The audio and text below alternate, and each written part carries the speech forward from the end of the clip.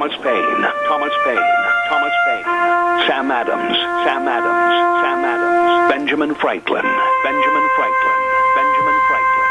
These men spoke up for what they thought was right. From their courage came such documents as the Declaration of Independence and the Constitution of the United States. From their willingness to speak what was sometimes unpopular but right, we enjoy such liberties as freedom of speech, the right to keep and bear arms, and freedom of religion. There are those who still wish to oppress our freedoms, and there are still patriots willing to stand up and defend life, liberty, and the pursuit of happiness. Men like Zeb Bell, who honor our founding fathers and what they stood for. It's now time for Zeb at the ranch, speaking up and defending your freedoms. Brought to you by Magic Valley Les Schwab Tire Centers and all of the other great advertisers on the program. And now, Zeb Bell. Adventure seeker Bear Grylls said this: "Who wants to reach the end of their life in a perfectly preserved body? The scars and the crinkles and the cracks are what make us interesting." After I read that, I thought, wow, I'm really interesting. Hey, good morning, everybody. Here comes Kate Smith and God Bless America. And then let's have a patriot call in with our Pledge of Allegiance. Good morning, good morning.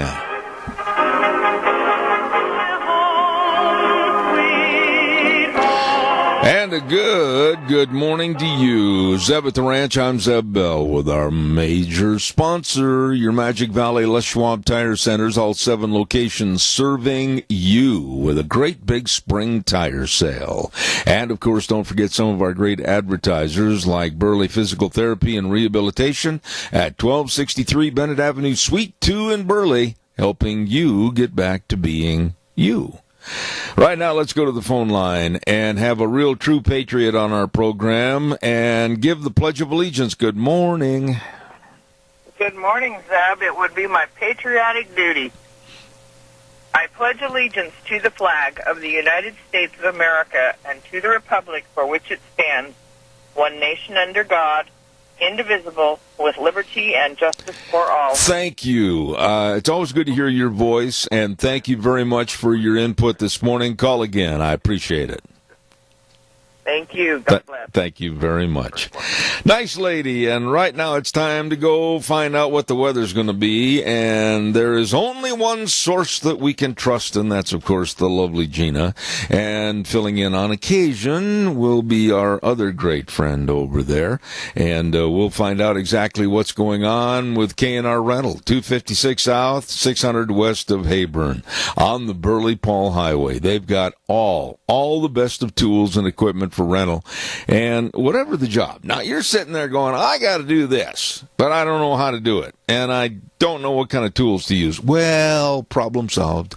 Call Roger and the crew, 678-3122. Talk to them. They can help. They will help at K&R Rental. On the Burley-Paul Highway in Heyburn, you get a hold of them today. And right now, here's the weather. Here's a look at your weather forecast, and it's going to be a nice day. We are expecting sunny skies, a little bit of a breeze, high of 47 tonight.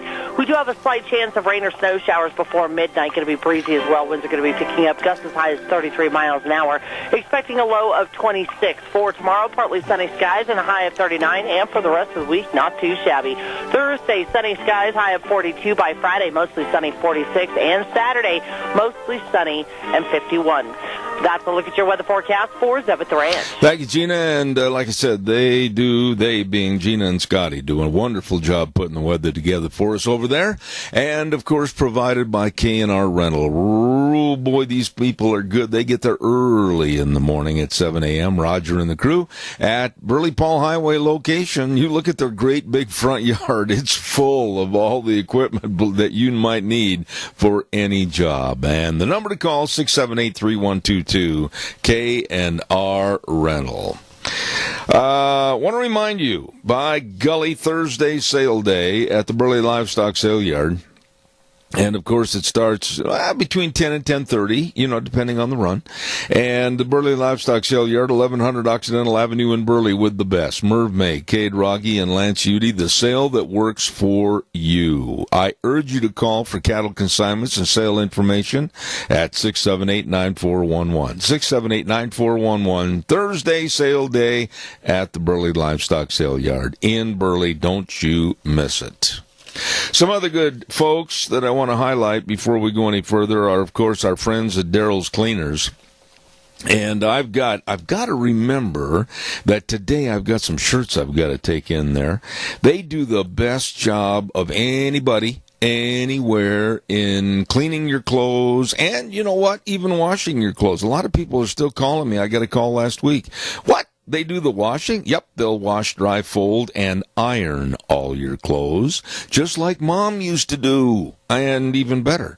I'll tell you what, Daryl's Cleaners, Kevin and Cindy, the whole crew serving you, 1223 Albion Avenue in Burley. You stop in and see those really good folks today. By the way, this is a very important day. All the school bond elections today. Figure out where to go.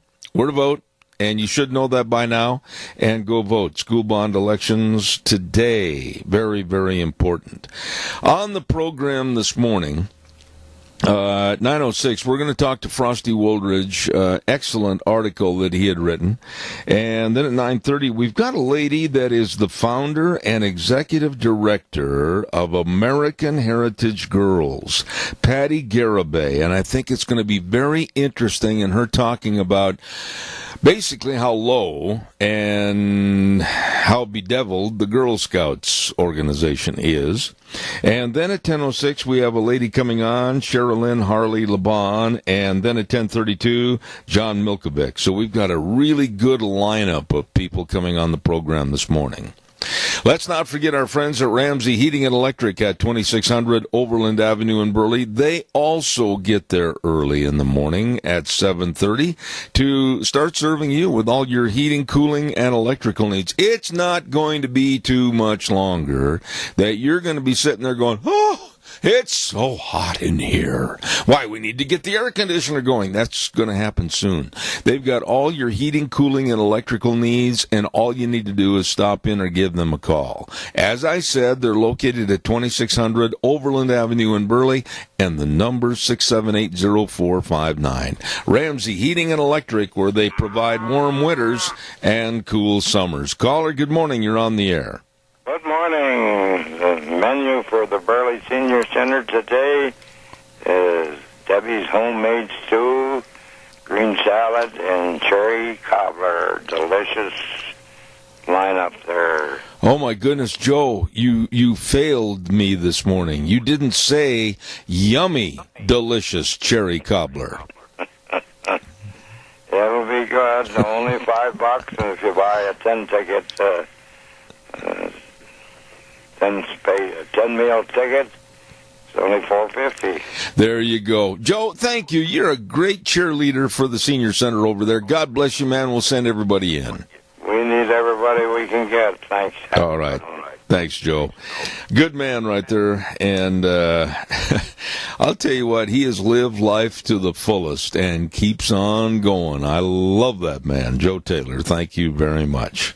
Hey, by the way, we also want to acknowledge, I'm going to be over there this afternoon. I've got an appointment at Burley Physical Therapy and Rehabilitation. 1263 Bennett Avenue, Suite 2 in Burley. Yeah, I've got to go back in and start doing some workout programs on my back and my hip, and Nick Greenwell, of course, and all the physical therapists there, they know. They know all the exercises. They've got the only hydrotherapy pool of its kind in the area. And for all your aches and pains and problems, I urge you to give them a call for an appointment. The number's 678-1191. Burley Physical Therapy and Rehabilitation at 1263 Bennett Avenue, Suite 2 in Burley. And we'll probably see you there. Real quick, too, I want to remind you about Denny's restaurant. Oh, my goodness sakes. Menu. What a delicious menu choice. I've got a menu on the other side of my desk, and I don't care if you're going in for breakfast or lunch or dinner or some of the desserts or any time. I mean, look at the food, order, and then go, whoa, it's better in person. You better believe it is. Always great eating at Denny's restaurant, 611 North Overland and Burley, and another location at 291 Pole Line Road in Twin Falls. America's Diner with very, very nice people at Denny's restaurant.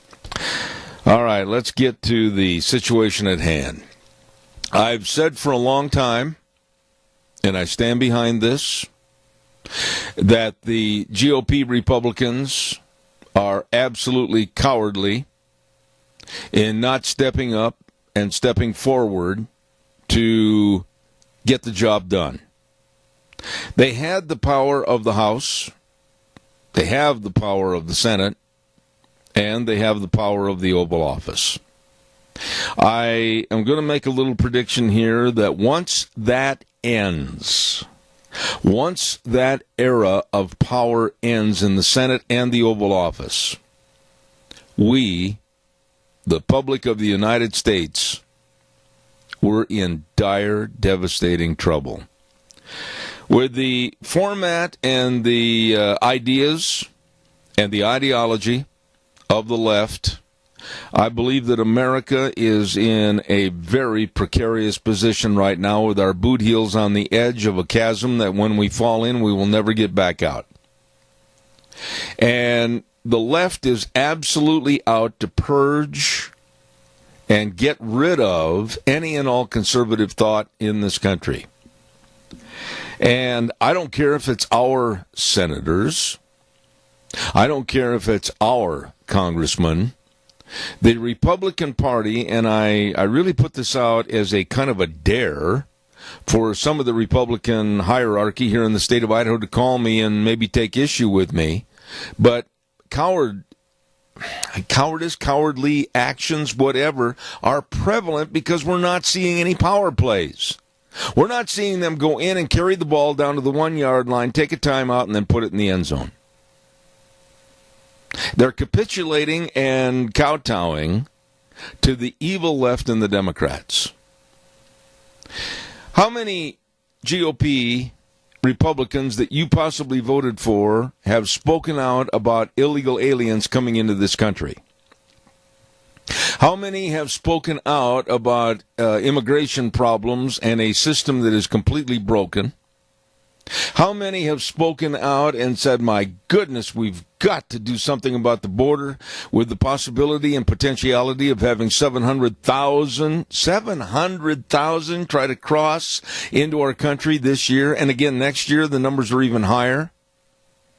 How many have spoken out and said, what is Pelosi talking about when she says, along with other Democrats, well, they're here, so we should afford them the right to vote? All we're hearing is crickets. Nothing.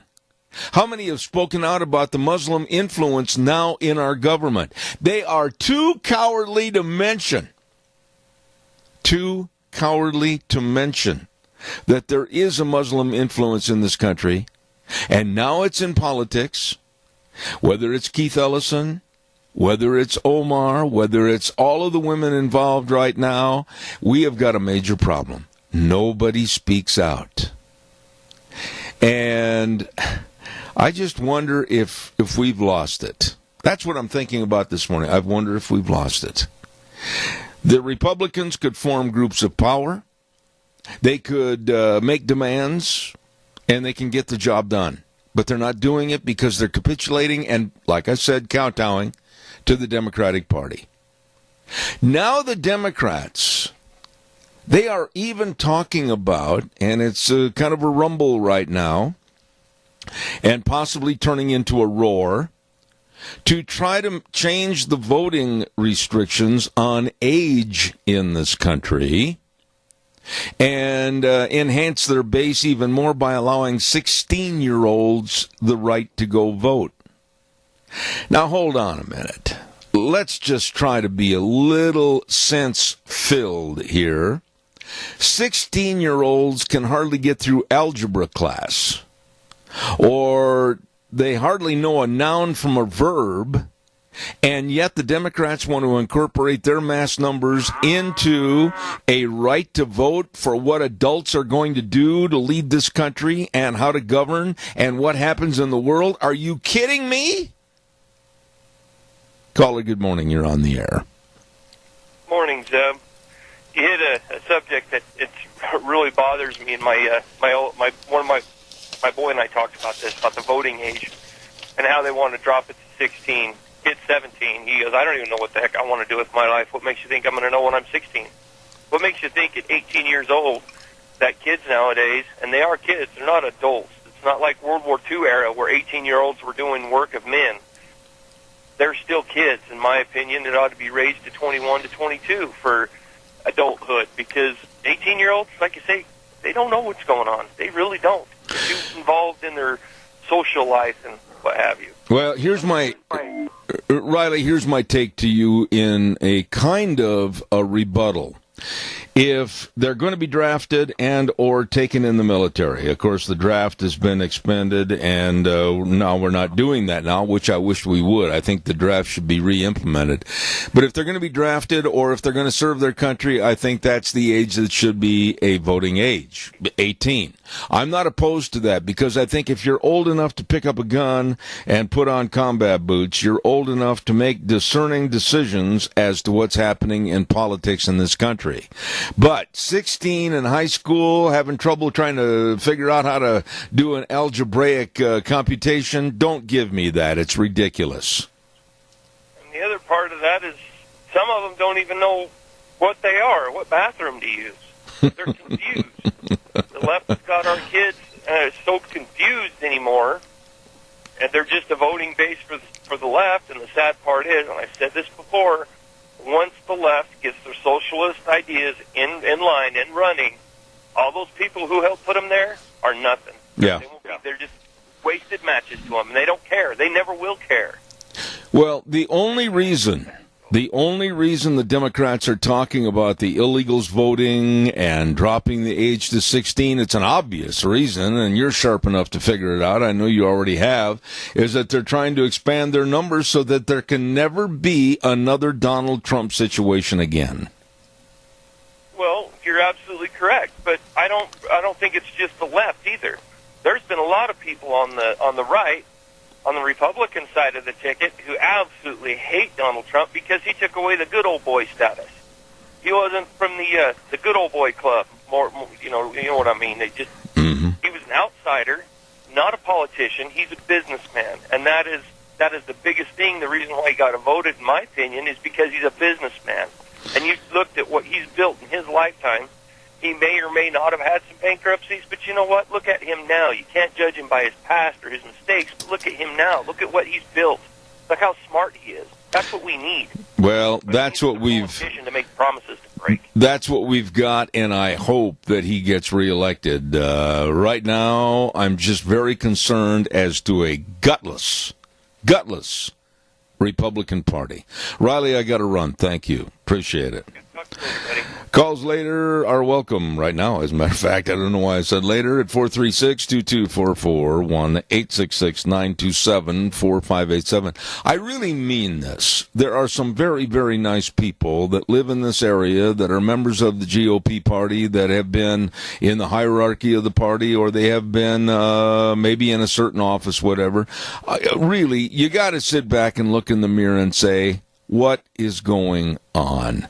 Why is there this absolute turning over, this other turning of the cheek, this walking away, this not confronting the issue, this not confronting the enemy on various topics? They are just walking away. I dare somebody to tell me I'm wrong. Calls are welcome, 436-2244, 1-866-927-4587. I absolutely was knocked over last night by a gentleman that I did not think because of his past, because of his involvement, that he would share these kinds of views. Who am I talking about?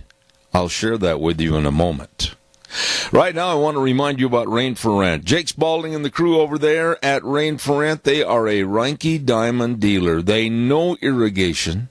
They know how to serve you. They know how to get the job done for you. All you need to do is get a hold of them today. Absolutely dedicated sales and service staff to make sure that your irrigation season and equipment the best. Rain for Rent at 438-5065. Remember that number and the location at 134 South, 600 West of Paul. Platinum Plus certified Pivot Tax, industry's longest warranty. All of this at Rain for Rent. You get a hold of them today. It's time to think about irrigation. They're ready and waiting for you at Rain for Rent. All right, calls. Welcome and appreciated. 436-2244, 1-866-927-4587. Real quick, too, I was very, very happy with the conversation I had with Dr. Bill over at Ark Animal Hospital last week, as he really laid it out very succinctly about a leptospirosis disease that can be transmitted from animals to humans. You got to be careful out there, folks. And if you need more information, get a hold of Ark Animal Hospital at 750 21st Street near Connection Credit Union in Heyburn. They absolutely are the best, whether it's small animals, large animals. They're a mixed animal practice, and they want your animals healthy. Please, for any questions or concerns, call them at 678-1177, 678-1177, Ark Animal Hospital in Heyburn, where they have the warm hearts for the cold noses. Well, needless to say, we got a caller quick first. Good morning, you're on the air. Yes, good morning, Zeb. My friend. You know, it's the same old story. You won't miss what you had until you lose it. Yep. And if Donald Trump loses this time, I can see this whole economy crashing down. Oh, I can too.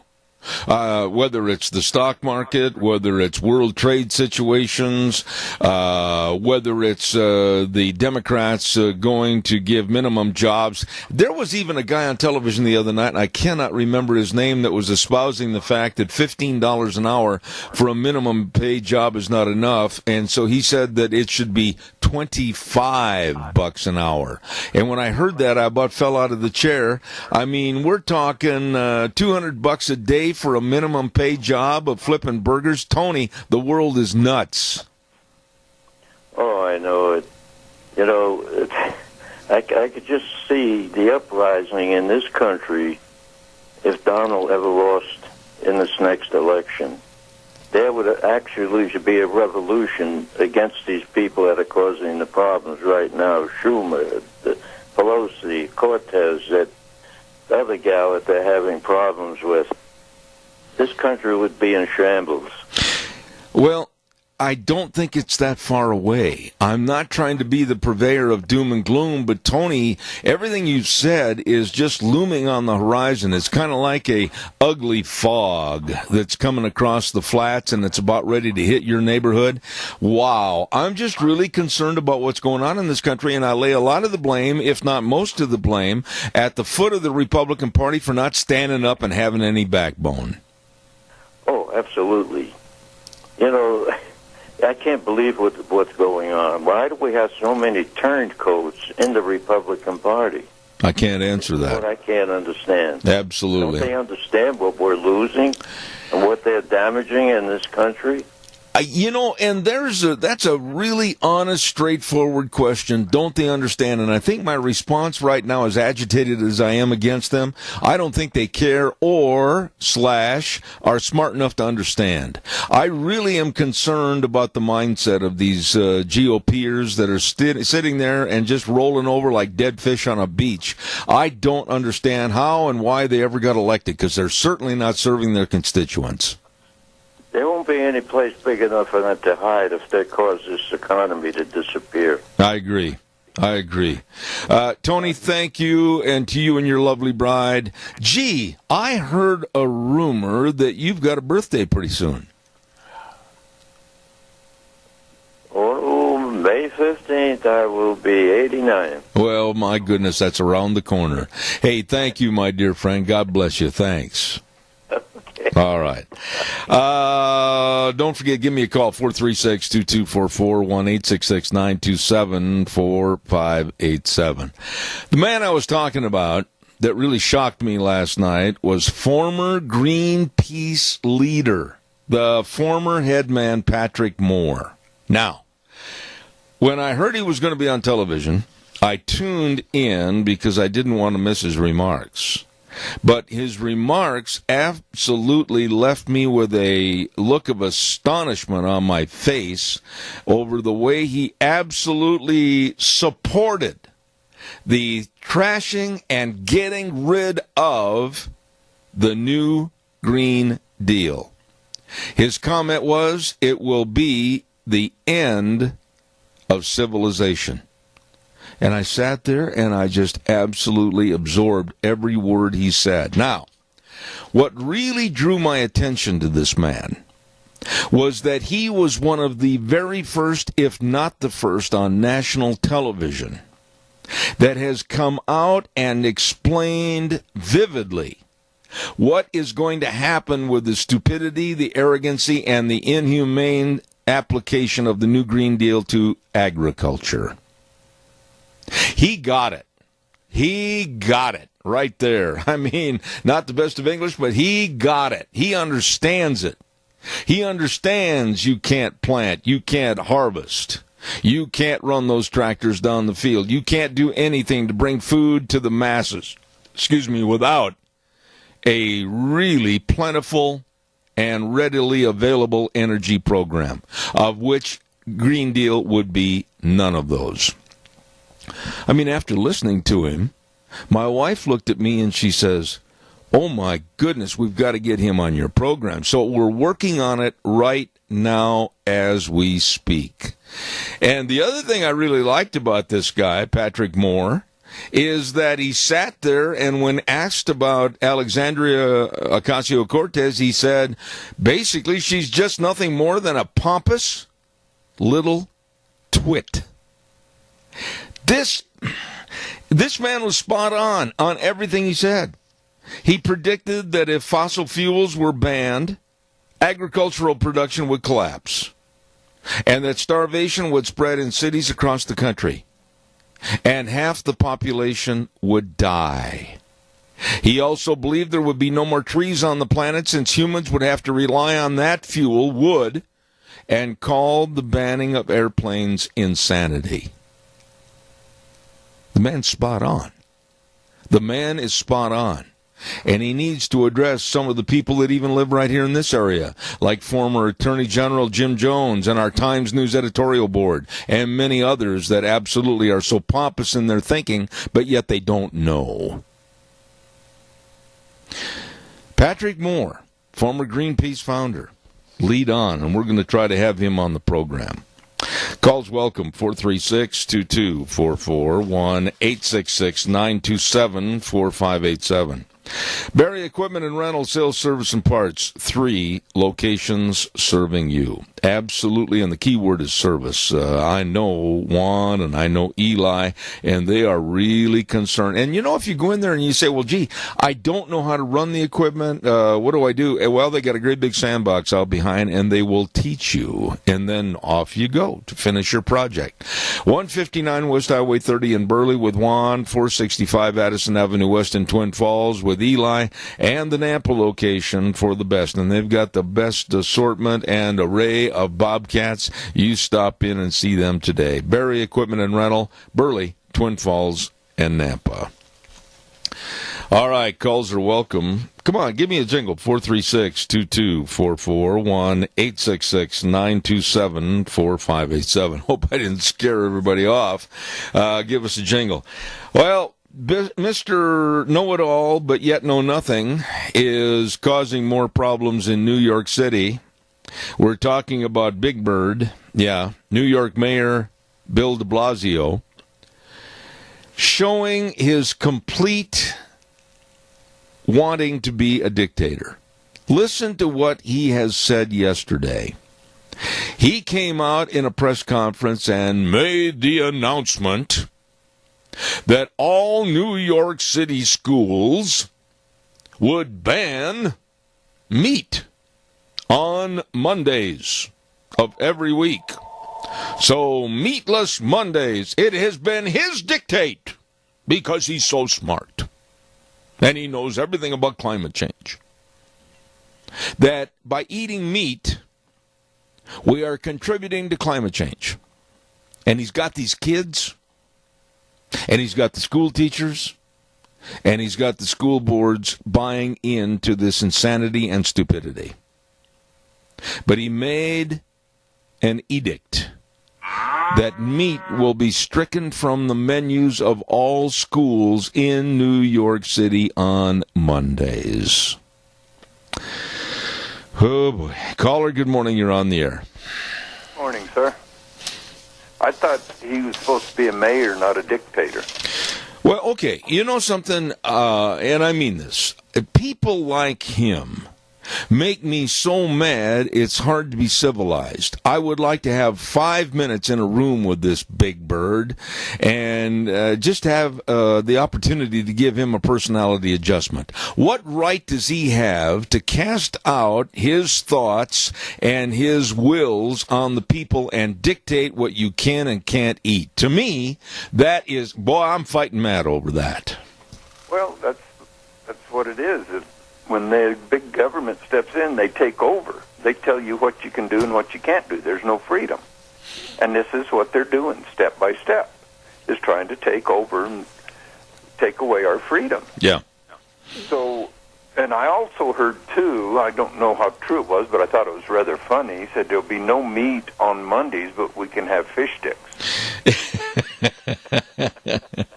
You know, I will not be told what I can and can't eat. I'm sorry, Doug. I make no apologies to anybody for my attitude and my actions. I won't hurt anybody. I won't denounce anybody else that wants to follow a diet or a regimen where they think this is bad or that's good, but leave me alone. Don't dictate to me what I can and can't do. Yeah, the only one that tells me what I can and can't eat or what I should and shouldn't eat has a PhD behind his name. Uh-huh. You know, it's not that I'm going to stick by it 100%, but, you know, they're doing that for your health. Well, that's two different things. I mean, health purposes, somebody that says, no, Doug, you can't have a hot fudge chocolate sundae every day at noon. That's not good for you. Well, that's common sense and should be looked at and studied and then followed. But when you start telling people that they can't eat something purely because you don't want them to eat something, that's where I grab the pitchforks and march down Pennsylvania Avenue. And I'm right with you, and I was trying to make a little distinction there on the two different policies. So it's the left's way of going after you and your freedoms in the name of something that is illegitimate. It is climate change. The climate's always been changing, like that young man, that guy from Greenpeace said. Yep. The climate, you've always got climate and weather, and we are a carbon base. You know, the world is carbon based, and it gets carbon from carbon dioxide. You're a mechanic. That's what you do for a living, right? Yes. Okay. You know the ins and outs of how engines run and how engines tick. Please, Doug, with all your vast knowledge, far more superior to mine because I spent one day looking for a left-handed wrench, but please tell me how you're going to make food production work and prosper. How are you going to get those tractors up and down the field? How are you going to get those balers in to bale? How are you going to get those combines in to thrash that grain? What's going to happen? Are you just going to have equipment set and go find enough horses and old 150-year-old equipment to try to feed the world?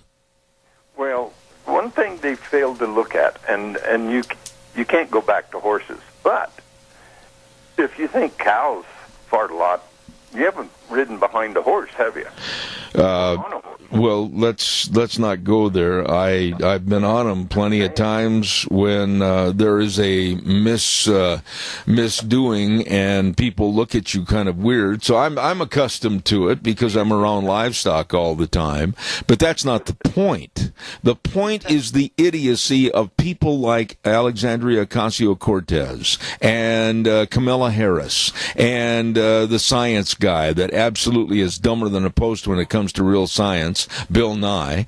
And then you have these kind of people like Bill de Blasio. You know, this is not out of the norm and it's not far-fetched. Think about this. And maybe he's going to do this too.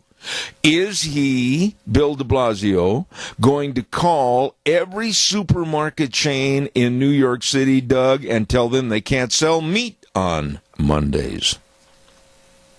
I wouldn't put it above him or past him, but that right there, I think, is where they're going to overstep their bounds, is when they try to make John Q. Public do that. All right. What about all the fast foods? Whether it's Arby's, whether it's McDonald's, whether it's Burger King, I don't care who it is. Are they going to try to make an edict that, well, the kids, we're not allowing them to have meat in the school system, so therefore they might walk across the street, especially in New York, and they might try to buy a burger from Wendy's. Are they going to regulate that? See, I'm looking at cancerous fingers that are going to reach out and try to take more control. Yeah, and what's next? You can't have a big gulp or salt in New York City? Yeah, well, that's all. Wait, they tried that, and it didn't work, did it? Well, the point is, and the point I'm going to remain here is, Bill de Blasio, at noon today, New York time, should be thrown out of office. He is not a dictator. He's the mayor to represent people of New York City. Where does he get the power to dictate to school lunch menus and school nutritionists what they eat and what they don't eat, and no more on Monday, no more meat? It's the Democrats. It's their I am here and you follow what I say. They don't have America's best interest in mind. The only thing that they can think of is power, power, power. And if I can get people to do this, then I have more power, so I am above you. How would you like to take your lovely bride? And I believe that one time you and I and your wife and my wife, we did go to eat on a Monday night. I think it was on a Monday night. Well, let's just use the supposition that we're in New York. And de Blasio has made this edict that all restaurants should adhere to the No Meat Monday. And we're there on a vacation. We're going up and down the streets. We're going to various locations to see the sights of New York City. We stop in for a very nice meal at a fancy restaurant, and we're told that we can't eat meat. What then, Doug? It's not that far away. It's not. Well, first off, I wouldn't go to New York City. They wouldn't get any of my tourist money. Yeah. If that was a fact. I would go to Paul, Idaho, or Rupert, Idaho, where I know I could get what I wanted. Yeah, but the point is not whether or not you're going to travel to New York. The point is the dictation and the attitude that I know more than you, I'm your superior, and I'm going to control your life. That's exactly what the socialists and the Democrats want. Yep. That is a socialist nation. Look at Venezuela. Yep. I mean, if you want to see what happens with socialism, look at there.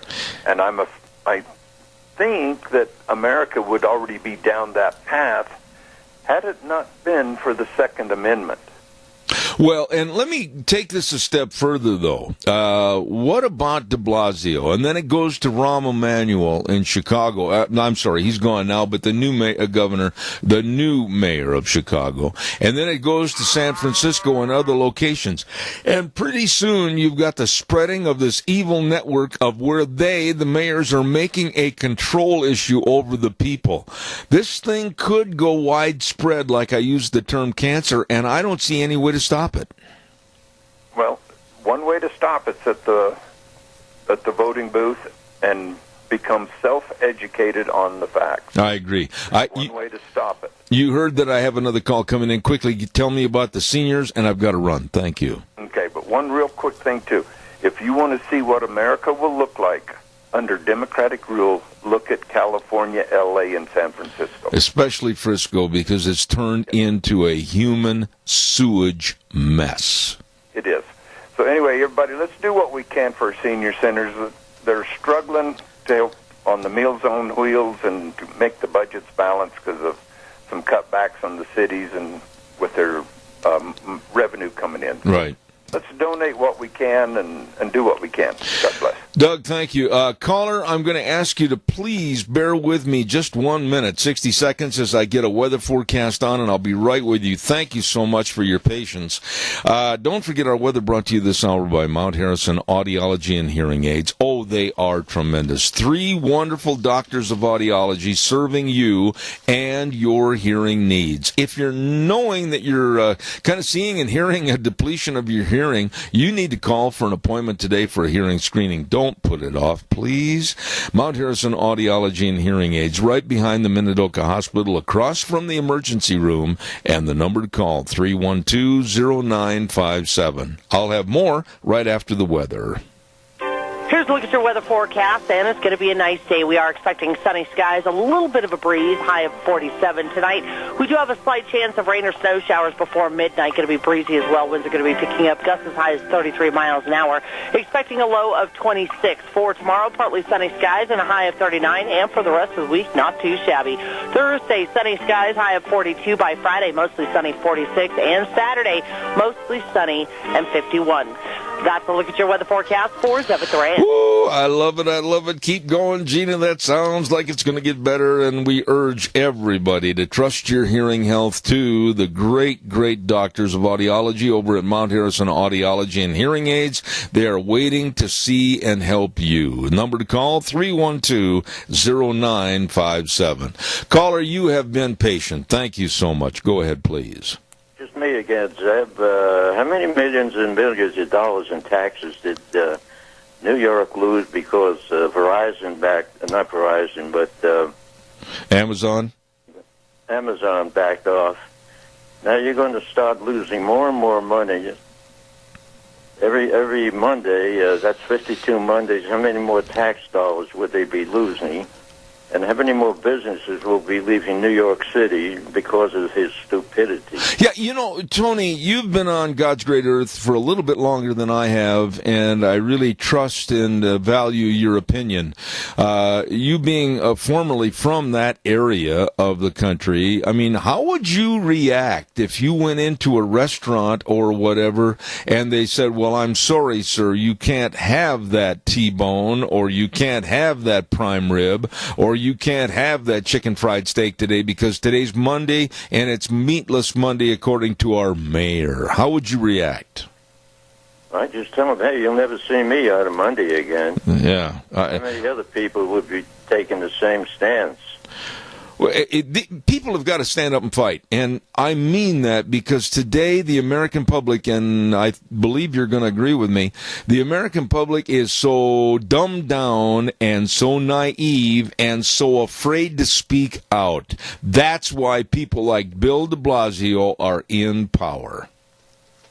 Well, we got too many turncoats in the Republican Party, for one thing, and the Democratic Party should change their name to the Destructocrats. I agree.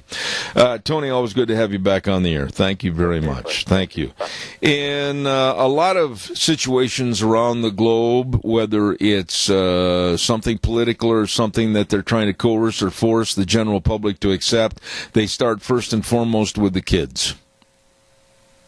They start in the schools. They start a forced indoctrination program with the kids that are held captive in a classroom to try to get them to go home and say, Mom and Dad, you can't have meat on Monday. My teacher said so. And my teacher heard that from the mayor. So you just got to stop having meat. It starts with the kids. And it grows like a cancer. Bill de Blasio is a overpaid, underworked, underachieving, very egotistical man that needs to meet his comeuppance. Get my drift? This dictating that no, there shall be no meat on Mondays in the school system is going to grow Mark my words, it's going to grow because of the liberal left, PETA, many other organizations jumping on the bandwagon and say, yeah, we got them now. We got them now. Watch out and be careful. It's going to get a lot worse. Don't forget Ag Express. Oh, my goodness. They've got great job and employment opportunities, full and part-time positions, and they're looking for mechanics. They're looking for drivers. They're looking for dispatchers. It's a company that is growing, and they've got phenomenal vacation programs and medical and dental programs and full and part-time positions, new equipment. Wow, what are you waiting for? You better give them a call today. Call 438-8886 or 670-7219. I'm telling you, folks, they are waiting to help you and have you be a part of their organization. Retired folks are also welcome to apply at Ag Express. Ag Express is looking for drivers. Ag Express is looking for you. Get a hold of them today. I'll tell you what, there's a lot of good jobs out there right now, and for a lot of things and a lot of people. And even those, like I mentioned, that are retired folks looking for some part-time income, a lot of great things to do. Don't just sit in that rocking chair, Homer. Do something. Absolutely. Calls are welcome, 436-2244, 1-866-927-4587. Another story that is making the left kind of roll their fists and make their knuckles white, and they're mad and everything else, is what's going on in Alabama.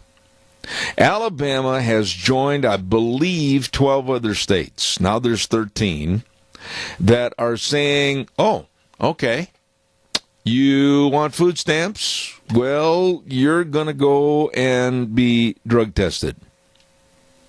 Oh, the left is coming unglued, unhinged. They say that it is harassment and that it's discriminatory, and I say it's fantastic.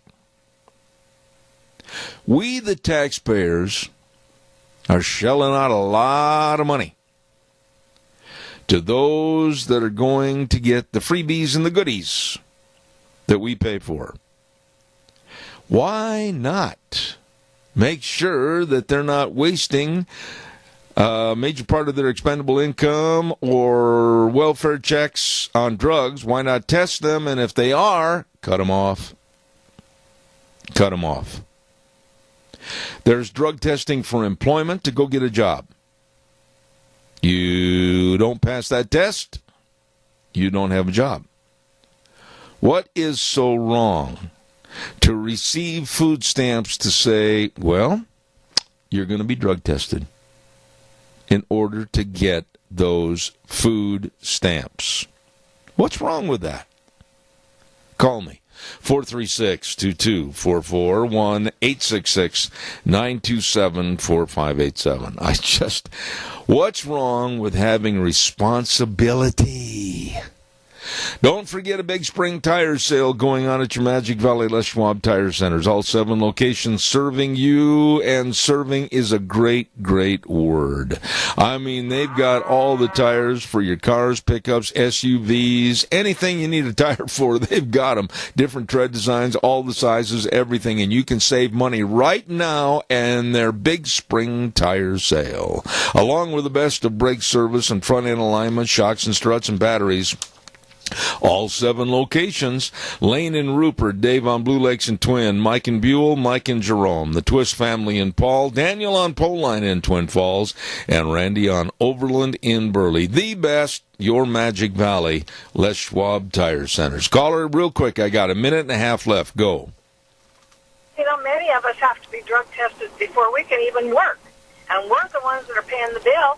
I think it should be the same for them. Who's getting the stuff? Well, I just got done saying that there's drug testing for many and most jobs today, and if you can't pass that test, then of course you're not going to get that job. Why should we be giving out freebies for creating more of a deadbeat society and letting these people get food stamps with no responsibility whatsoever?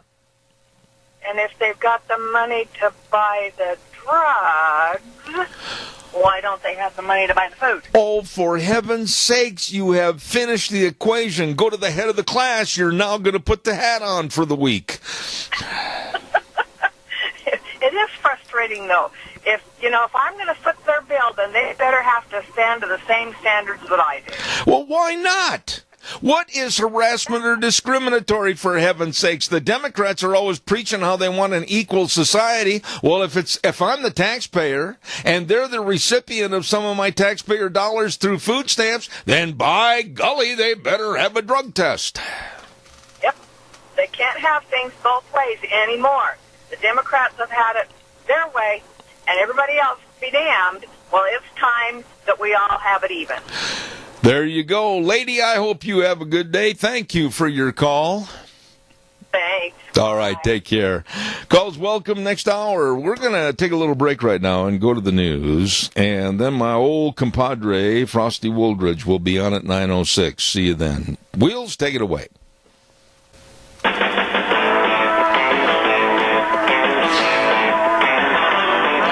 Good morning to you. Zeb at the Ranch on a Tuesday, March 12th, School Bond Election Day, where you got to go to the polls in many, many locations and be sure and vote. Right now, I want to remind you that we're brought to you by our major sponsor, your Magic Valley Les Schwab Tire Centers, all 7 locations serving you with a great big spring tire sale going on right now. And along with some of our great advertisers, I'll be over there this afternoon, Burley Physical Therapy and Rehabilitation at 1263 Bennett Avenue, Suite 2 in Burley, helping you get back to being you. Right now, Old Wheels has his finger on the button for this word from Western Waste. From the canyons of the Snake River and all across southern Idaho, we're always at your disposal. Western Waste Services, we care about our community, our resources, and this great land. Western Waste Services is lending a hand, always at your disposal. Western Waste Services. Don't forget to give them a call if you're getting ready for spring house cleaning and you're going, there goes this room. You need a dumpster, and fill that dumpster up, and when you do, they'll come and get it. Yep, they'll bring it over. You fill it up with all the garbage and then call them and they'll come get it. They've got all the dumpsters in the various sizes at Western Waste Services, always at your disposal. Call them today at 734-6969. I want to also talk to you about some other dear friends of ours on this program, and they've been with us for quite some time. Dino Septic Service, thank you very much. An expanded business that absolutely is serving all of southern Idaho, and I'll tell you what, serving, another key word for them. Yep, they take care of the job that you and I don't want to do. I mean, septic tank pumping and liquid waste removal, sewer and sink drain lines clean, all of this and so much more. Backhoe service, water and sewer lines installed, all of this. Call them and find out more. Dino's Septic Service, serving you, 436-6526 in Burley, 678-1638. Fast, fair, friendly service. Dino's Septic Service, with the big truck that says smells cargo on the way. And also, another quick word before we go to our guest, because I don't want to interrupt him once we're started. And I want to give tribute to Joel Heward and his staff and family at Hanson Mortuary at 710 6th Street in Rupert. You know, the passing of a loved one, a very, very critical time. And you don't know what needs to be done. You don't know how to do it. Please just stop, call their number. They can, and they will help you. Number 436-5636. I'll repeat it, 436-5636. Hanson Mortuary, located at 710 6th Street in Rupert, and they always treat you with the highest ethical standards with unquestioned integrity. Hanson Mortuary with Joel Heward, and Joel also serving you at Morrison Payne Funeral Home on East Main in Burley. It's Tuesday, and that means my friend, my dear buddy, Frosty Woldridge in Golden, Colorado. Good morning, sir. How are you? Well, good morning, Zeb. Just look out. Spring is coming. Snows are falling off, and boy, oh boy, the warm days are starting to come here into the Rocky Mountains, so it's quite delightful. Hope things are doing the same up there in Idaho, and I'm sure that everybody's tickled about the coming of spring. Well, okay, yes, I am. First of all, kudos to you for another very thought-provoking article that I took a chance. I took the time to read it in its entirety and underlined and highlighted some of it. It was called "The Strange Death of Europe. Muslims Never Integrate into a Host Country." Very well done. But I want to kind of twist it a little bit, and I want to talk about what's going on in our political scene in America today. And I want to see if you agree or disagree. Whether it is Muslim Keith Ellison, or whether we're talking about Ilhan Omar or Rashida Tlaib or Linda Sarsour or anyone else right now that's in the forefront representing Muslims in the United States, they are becoming a problem. Like I said, for a long time would happen in this country. They are little by little chewing away at our value system and trying to integrate their own. That being said, you tell me if I'm right or wrong. Well, you would be echoed back in 1991 by James Walsh, and he's the former Associate General Counsel of the United States Immigration and Naturalization Service, which is now ICE. And he said the exact same thing, that immigrants devoted to their own cultures and religions are not influenced by the secular, politically correct facade that dominates academia, news, media, entertainment, education, religious, and political thinking today. These immigrants claim the right not to assimilate, and the day is coming when the question will be, how can the United States regulate the defiantly unassimilated cultures, religions, and mores of foreign lands? Such immigrants say their traditions trump the U.S. legal system. Balkanization of the United States has begun, unquote. That was in 1991. It is now coming to more fruition every day. And as I've said 1,000 times on this show in the last almost 20 years now, we keep importing 100,000 legal immigrants into this country every 30 days from 196 different countries. And you can understand now that with all of these Muslims coming in here, it's a matter of time before we have outright conflict inside our own country created by those people, 535 of them in the U.S. Congress, no different than the leaders of Europe who have absolutely destroyed Europe. And, of course, I did a 7-part series. You can get it on newswithviews.com or CapitolHillOutsider.com. And I read the book. It's dog-eared, at least 50, 60 pages of it. And it is a frightening book because at some point, if we don't stop all immigration into the United States, some writer will write The Strange Death of America sometime in the future. Frosty, there are so many things that we need to mention, and I want to say this up front, that what we talk about here on this program, many have called hate speech. And I'm really offended by that because of their showing their lack of class and also their lack of education when they automatically say, oh, that's hate speech. No.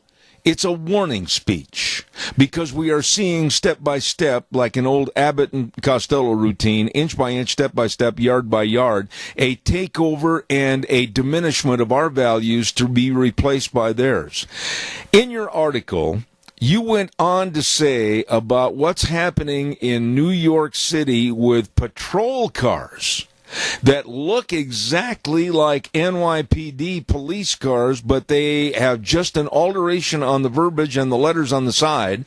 They're painted the same way as an NYPD police car, but people don't realize they are Muslim patrols out in the neighborhood. This is another scary thing that bothers me. Well, you ought to be really scared. It to show you the creeping power of Sharia law and the fact that they can get away with it. And again, if our leaders would simply enforce the McCarran-Walters Act of 1952, which forbids any organization that is out to destroy the U.S. Constitution, and that is Islam.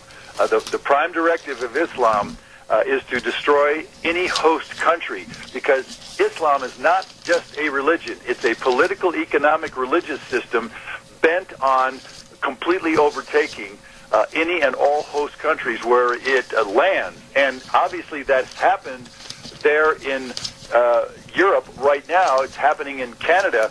And let me also have you appreciate, and you all can go to my latest column, Why is Congress Importing a Permanent Underclass? We're looking at the fact that these, that the H.R. 1, I think, just is either about to pass or did pass the House of Representatives led by Pelosi, and it gives voting rights to illegal aliens. And if that passes the Senate, that means people who do not belong in this country, who violated our laws, and there's about 22 to 25 million of them, according to the latest Yale University study and report on illegal aliens now, living in the United States. Again, 22 to 25 million. That means that if these 22 to 25 million people gain the ability to vote, that means the Democrats will have, and they will all vote Democratic. These Democrats will be forever in power, and all of the conservatives, all Republicans, and virtually independents won't have any say here in the United States, in our own country, because of all of these illegal violators of our country have stepped into this country and then have been giving voting rights. People don't understand how important this is and how deadly it is for the survival of the United States of America. And one other comment I want to make about these Muslim police cars in New York City. I had a caller after the program. It seems like those that disagree with me are cowards, and they will not call in during the program. But a gentleman last week on Friday, the day after my program on Thursday, called and said, "Oh, you're making that up." I just absolutely cannot believe this is his word to me. I can't believe that they would have their own police cars. I said, "Sir, all you need to do to solidify what I told you as being true is go to the latest issue of Newsmax magazine, a very big political magazine all across the country, and they devoted a full page of showing and telling about these Muslim police cars in New York City." And with that, he abruptly hung up. People do not want to believe, people do not want to perceive how big the problem is getting, Frosty. Oh, yeah. Again, cognitive dissonance. This is intellectual denial of reality. I saw the videos.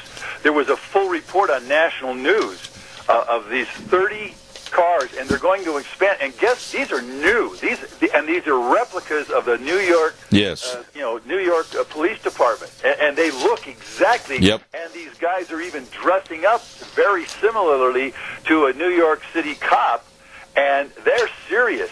And you have to understand this, that this is all going on over in London, England right now, where they have Sharia patrols. You cannot cross them or they will beat you up.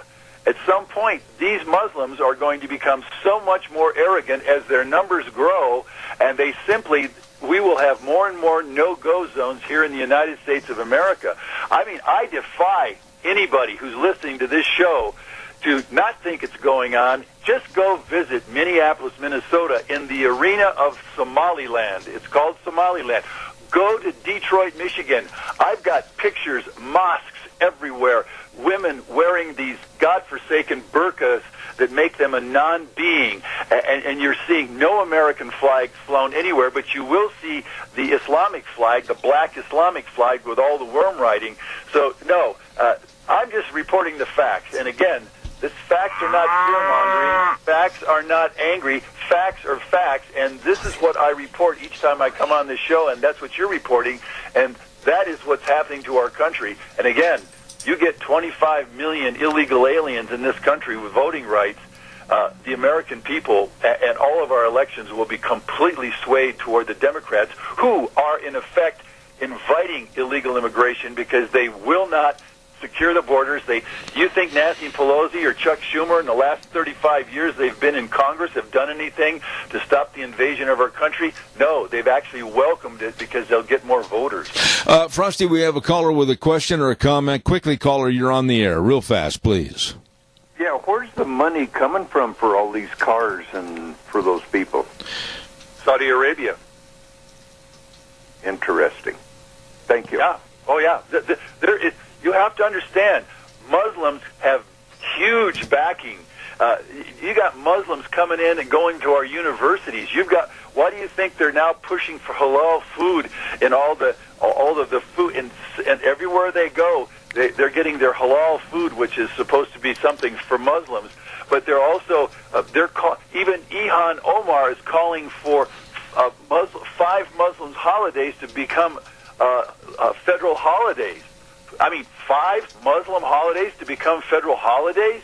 I mean, they are moving fast. Omar and Rashida Tlaib have called for the end of DHS and abolishing ICE.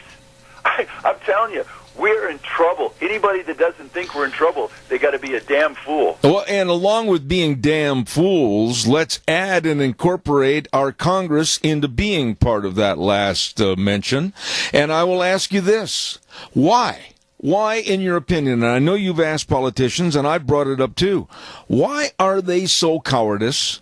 Why are they so naive? Why are they running down the racetrack with blinders on, and they will not criticize? Look at what happened last week when they had a chance to really reprimand Omar for her anti-Semitic remarks, and the Republicans capitulated as much as the Democrats did. What is going on back in Washington? Why are they so cowardly?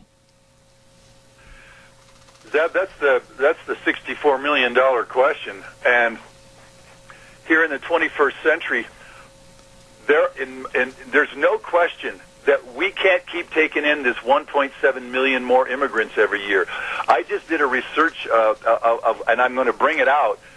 We're paying, at this point, and I found it out from balance.org, there was a study on what legal immigration is costing us, and illegal, $330 billion a year.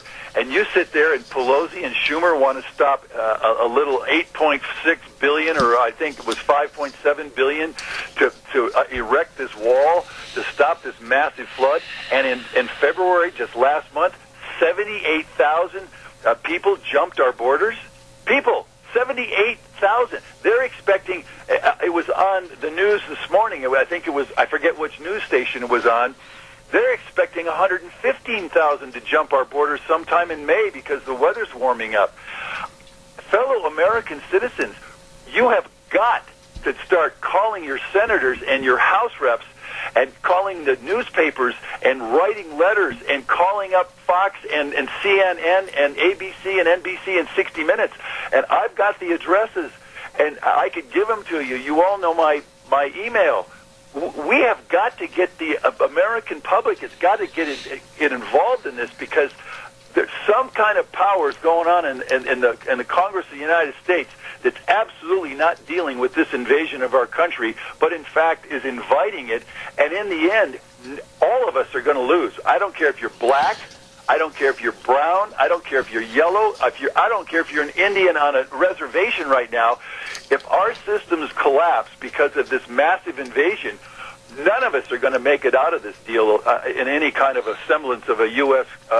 Society. We are no longer going to be a cohesive, vibrant, vital society.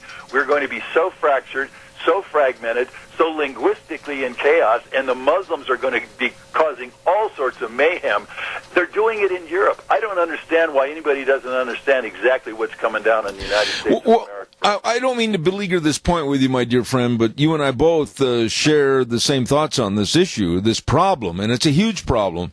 But with Ilhan Omar, that made the remarks of anti-Semitism, and both her and Tlaib showing absolute disdain for the American flag and the Bible and the swearing-in process to go into the Congress, etc., and they have made other remarks that have caused problems and raised people's eyebrows. My question again goes back to politicians. When they talk about this, they say, oh, the freshman Democratic Congresswomen. The news media, most of them say, oh, the freshman Democratic Congresswomen. They are so afraid, cowards, to mention that they are Muslims trying to change things for their ideology. I will stand behind that statement. I want to hear what you have to say. I will stand there right with you because Omar and Tlaib, the two Muslims, are out to destroy the U.S. Constitution. That's in the Quran. They swore in on the Quran. The Quran dictates, and the prime directive is to convert or kill all non-believers. And that's how they're inculcated into that. Anybody thinks that Omar, who was born in Somalia, who married her brother to get a false visa to a United States of America, which at some point should be coming down around her ears if somebody pursues that with ICE, if ICE pursues that, this woman should be deported. She's defrauded the U.S. Government. She's defrauded all Americans. She's not a citizen, and she got here illegally and married her brother? Oh, my God. So we have got a mess here, and we think we're going to keep backtracking and making excuses. Pelosi said about Omar that she didn't understand the weight of their words.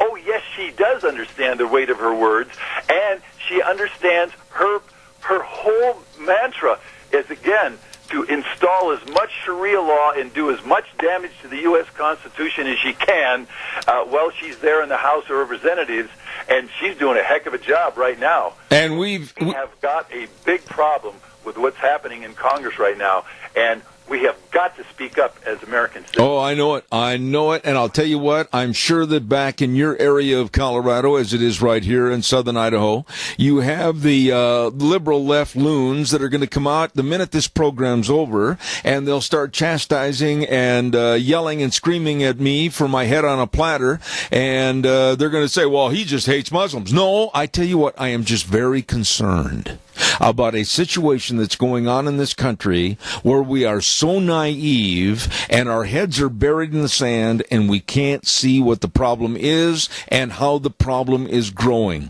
And I really am not giving hate speech. I'm giving a warning speech, and I think you'll agree. I'll accept that warning speech because I don't hate Muslims either. I just don't want them in my country because they are incompatible with the U.S. Constitution, with our American way of life, with women's rights, with gay rights, with a child's choice of keeping their genitals and not have female genital mutilation. I don't want to have Muslims in this country who follow the 23 to 27 honor killings on average as reported by ICE in this country and DHS, and I have the film and I have the date and I have all of the facts to show that. I don't want my country and the American U.S. Constitution completely drubbed down and start sticking in a bunch of Islamic holidays. I do not want to see our country moving toward Islam, which has, again, you don't have any rights as a woman in this country. You don't have any rights as a child. And there are no animal rights in this country. Islam literally is a 6th century barbaric religion by a man who was a barbarian, who was cruel, who chopped people's heads off. And that's what Islam is. It does what it does, but keep it in its own area. Keep it in the Middle East where they chop people's heads off as a matter of course. Keep it in the Middle East, in Saudi Arabia, in Afghanistan, and Iraq, where those people can go about doing their thing. I just don't want Muslims and Islam in my country because it doesn't fit the U.S. Constitution and the freedom to be an individual and an individual choice of religion and choice of job and choice of life. Islam is incompatible with all Western countries and Western thought. It is a barbaric religion, and it has an economic and political system that does not work in a free country and a free society. I appreciate your remarks.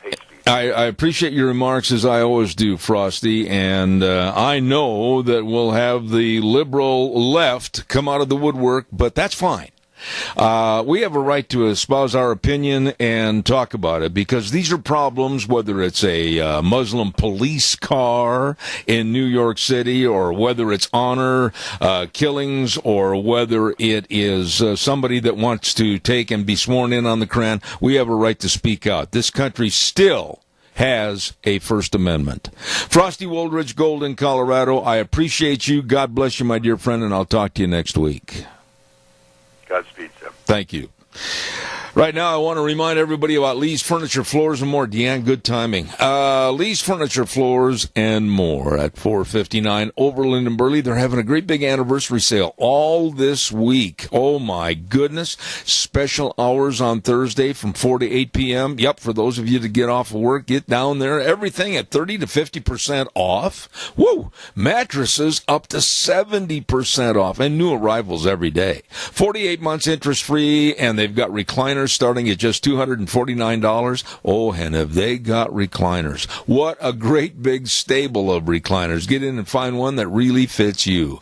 More great deals at the anniversary sale going on at Lee's Furniture, Floors, and more all this week at 459 Overland in Burley. Thank you, Jeff. We appreciate you. Yes, my friend.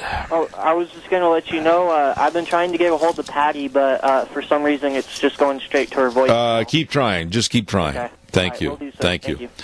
We'll have our next guest, maybe. Deanne, could you help us make sure that we get our guest that was booked by Jackie, Patty Garibay, if you would, please. And Wheels is working on it on the other end. While we are waiting, I want to remind you, too, about Let's Ride. Oh, my goodness. I'm headed over there this afternoon, and got to stop in and see those great folks. Let's Ride, located at 270 Highway 24 between Rupert and the World. It is the place. If you're looking for a four-wheeler, look no further. They've got a showroom just chock full of them. All the different styles for you. You stop in and check it out today at Let's Ride. And don't forget, they've got all the accessories. And for those of you that already have a four-wheeler, don't forget, it's time to get them serviced for all the spring and summer running and fun up in the hills. Let's Ride. 270 Highway 24 between Rupert and the World. It's true. This is where the fun is sold at Let's Ride. Hopefully, Wheels is going to get through. Deanne, I've got the sheet right here. If you could follow up on it real quick, I'd appreciate that. It's imperative. She's due on the air right now. And if you could help me find our next guest, Patty Garibay. And, yes. I have her. Oh, she just called in. Thank you very much. Wheels, good job. I appreciate it. Ladies and gentlemen, we have a lady on our program this morning that when I saw the information, I couldn't wait to talk to her. She is the founder and executive director of American Heritage Girls, and her name is Patty Garibay. Patty, good morning. How are you? Good morning, Zeb. How you doing? Well, you scared me for a moment. I thought you weren't going to be available for the call. Here we had some miscommunication, but now we are communicating, so all is well. Patty, tell me quickly about what is American Heritage Girls. Absolutely. American Heritage Girls is a Christ-centered character development program for girls ages 5 to 18. And it is a scout-type program where the girls earn badges, they do service to the community, they are patriotic, they understand the importance of faith in their lives. They also believe a lot in leadership, and that leadership is an important thing for everyone to know and to influence well others. And also social interactions are important as well as outdoor activities. So think Christ-centered scouting, and that's what American Heritage Girls is. Wow. All I can say to you, my dear lady, is amen. It's about time somebody spoke up in this regard. Thank you for helping with this. But now let's talk about the Girl Scouts USA. Why, in your opinion, were they led down this path of their own self-destruction? I mean, I look at the Boy Scouts and the Girl Scouts, two groups that I thought at one time in my long career as a talk show host were two organizations that I would always support. The Girl Scouts with their cookie sales and they're always being so prim and proper. The Boy Scouts with the standards of being young men, etc., leading for future generations. Wow, Patty, things have changed. They certainly have, and you are absolutely right, Zeb, that the Girl Scouts and the Boy Scouts were once venerable institutions. They were the touchstone of character development. They were the way we wanted to develop our young people, absolutely. And I believe that was the intent of their founders. And a matter of fact, today is the Girl Scouts' birthday, and I believe that the founder, Juliette Gordon-Low, is not a very happy camper if she's able to see what's been going on with her beloved organization. American Heritage Girls was started as a result of what's happened in the Girl Scouts. We started in 1995, 2 years after the Girl Scouts decided to change their Girl Scout promise from mandating an oath to God. And I believe once you kick God out or you allow him to be just optional, well, the rest is history, right? The program follows, the belief structure follows, etc. And so it is a very sad day. I had been a Girl Scout leader for 13 years prior to founding American Heritage Girls. It was not something I ever wanted to do, but something I felt I had to do. And God bless this effort, and now we are enjoying seeing girls all over this country and even international learning what it's like to have a scouting program that glorifies God. Let me ask you a question, Patty, that just all of a sudden just zoomed in one ear and almost got out the other before I stopped it, before I forgot it.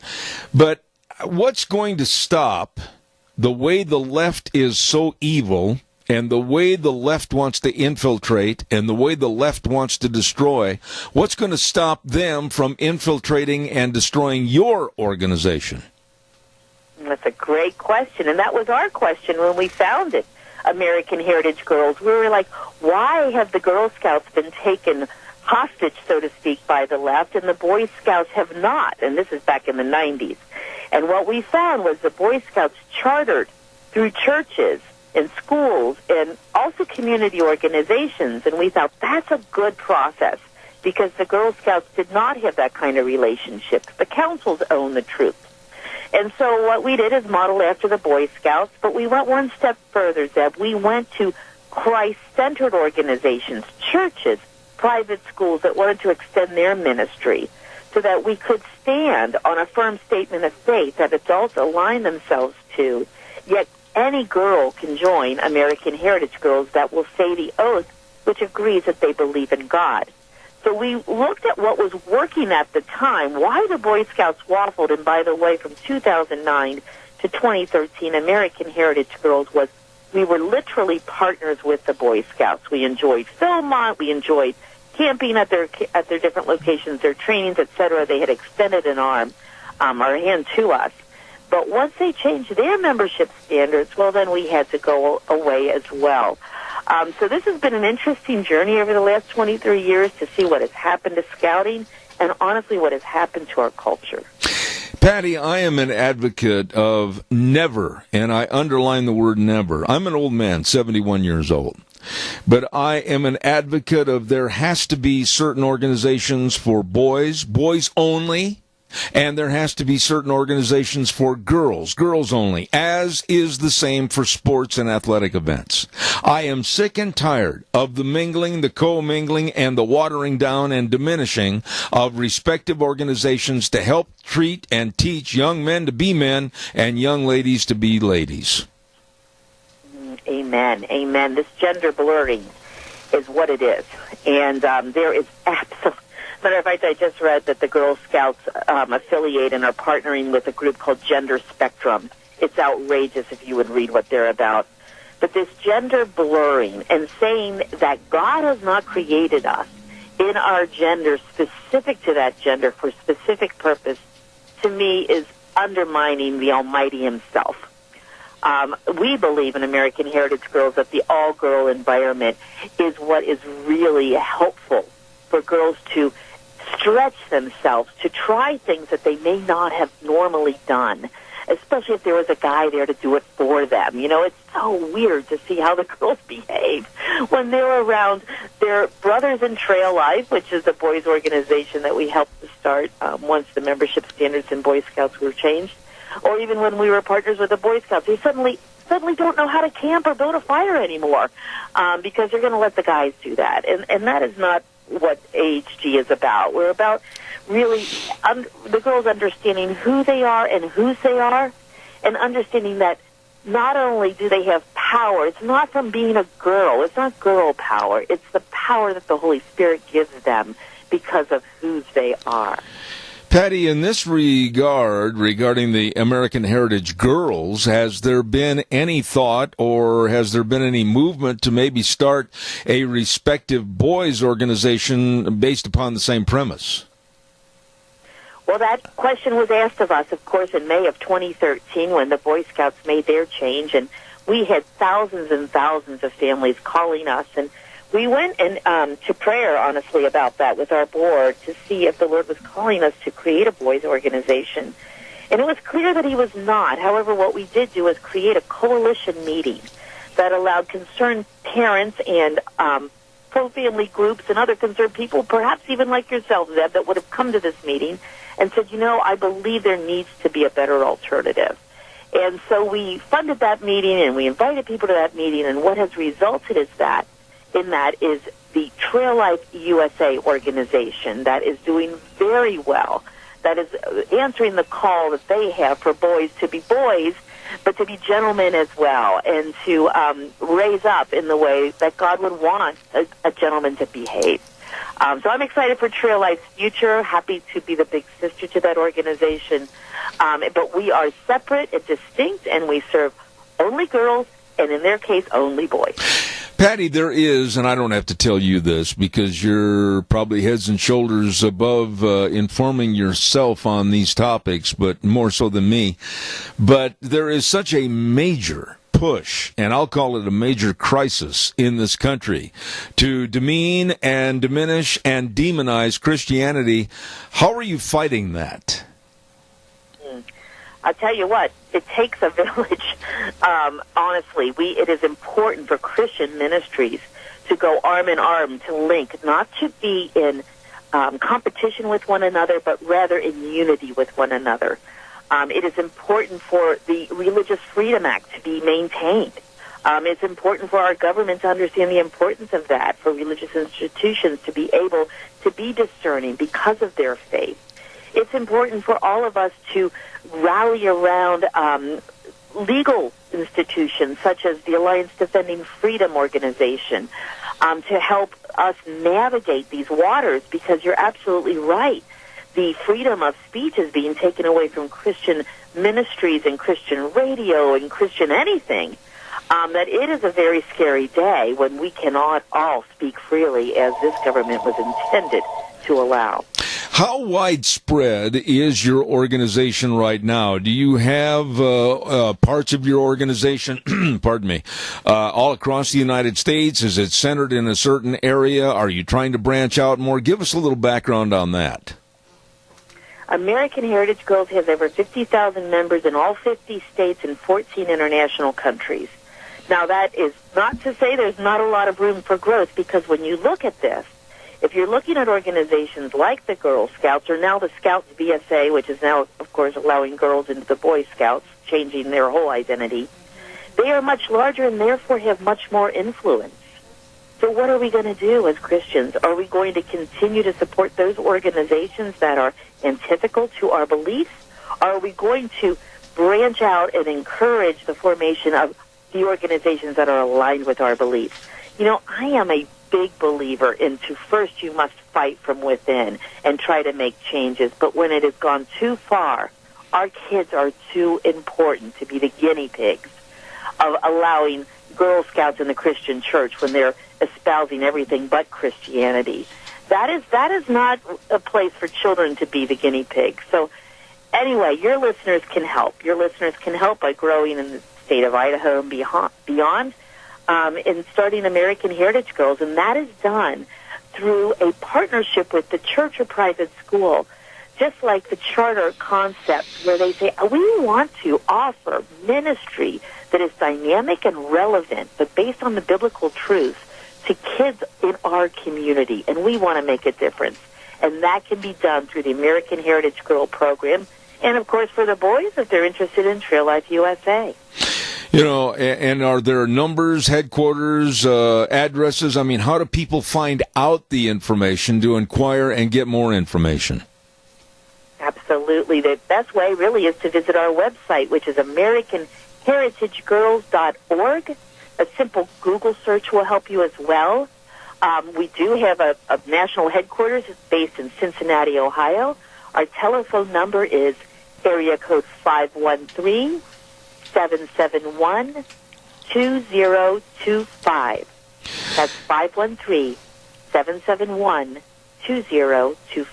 Patty, I can tell by our conversation, excuse me, I got a frog in my throat this morning, your commitment to this and also the refurbishment of our moral standing in America. But that is my last question for today. Have we gone so far down the sewer that it's going to be almost impossible to turn this around? When I say this, I'm talking about moral values in America. Well, we must be more proactive. I think the hand that rocks the cradle rules the nation, and I do believe that if girls' minds are not changed about the importance of life, about the importance of who they are and whose they are, the importance of being feminine and embracing who God has made you to be, that is the problem, and we must start with the youth. You know, the left has known this for many years. They knew to go to after all these youth organizations. There's not one youth organization that I can speak to you about today, Zeb, that's still standing for what its founding beliefs were. Not one. And so we must start today. You know, God is sovereign. He can make anything happen. And so I never lose hope. I do not think we are hopeless. I think I am hopeful, because with the change in the youth that I am seeing in our organization, there is great power and there is very much an optimism that we can withstand this and only be the better, because now we know what we believe and who we should believe. You know, Patty, I would be amiss if I didn't mention one other quick subject to you this morning. I am very passionate on this program for the rights of the unborn, and I am absolutely adamant against abortion. And recently, with the Democrats espousing the after-birth the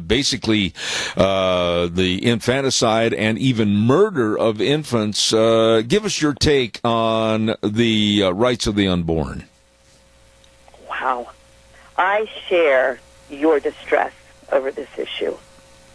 I believe any country that would kill living human beings, much less those that have been created in the womb already, does not deserve blessing. I am with you, and I cannot be more emotional around it, honestly. But AHG is Christ-centered, and we have a Respect Life patch that the girls earn. It is our best-selling patch. The girls all love to reinforce our commitment to honoring life from conception to natural death. And, you know, some people say, oh, Patty, you're becoming political. This is political. I'm like, no.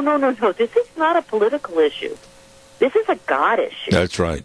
And all life is valuable to Him. And if we as a ministry purport to love God and follow Him, life has to be valuable to us as well. And we need to teach our daughters that this is a very important lesson from very young, that life is sacred. Wow. I feel blessed, and I feel like it was God's will that you come on this program. The founder and executive director of American Heritage Girls, Patty Garibay, I wish you the best of success, and please come back on my program in the future. It would be my pleasure. Thank you, Zeb. God bless you. And the same right to you. Thank you, my dear. Thank you. What a wonderful lady. Patty Garibay, founder and executive director of American Heritage Girls. I am so glad that she and others are taking the time to develop and enhance a Christian-based organization to fight the evil that's going on in others.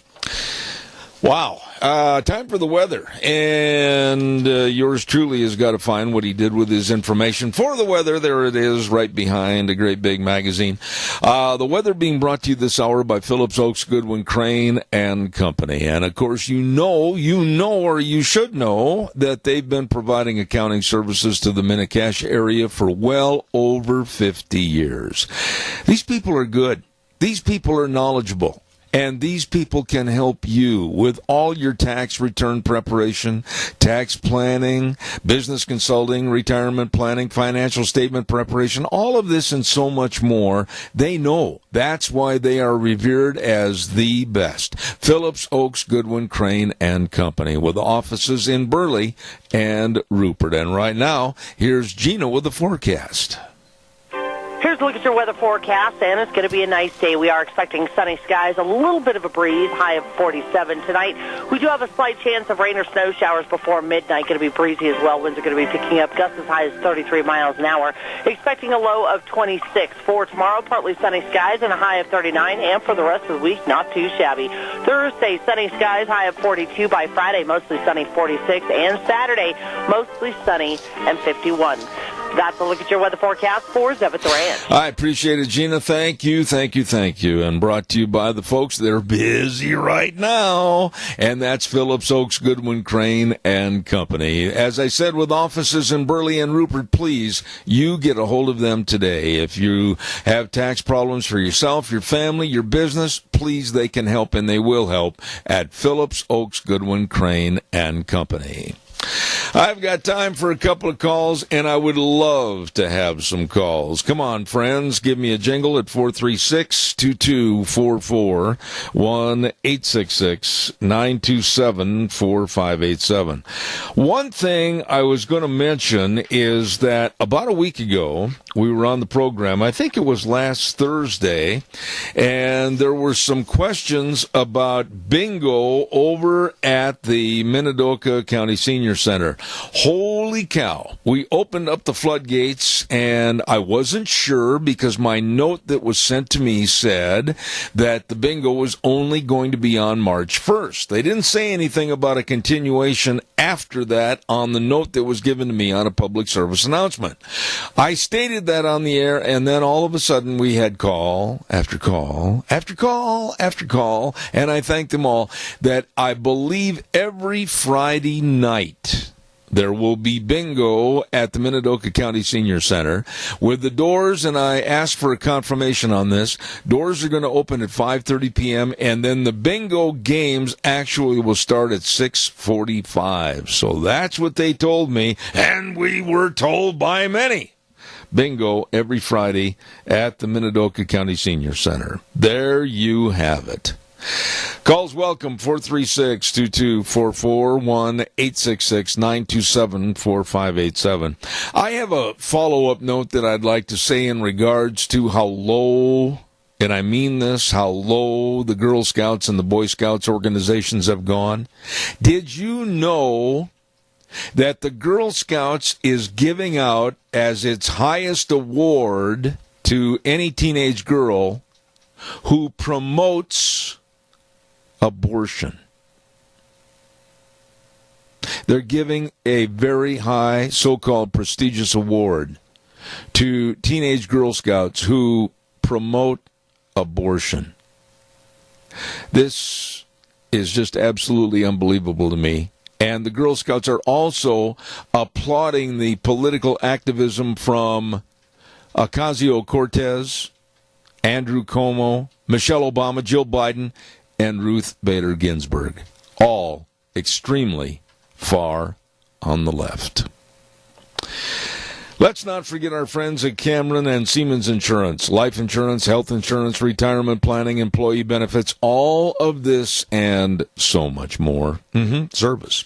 They really are dedicated and responsive to your needs. So give them a call for an appointment today. That's all you got to do is just pick up the phone, go deet, deet, deet, deet, deet, dial the number 436-4424. That number again, 436-4424. Cameron and Siemens Insurance, Highway 24 in Rupert. You get a hold of them today.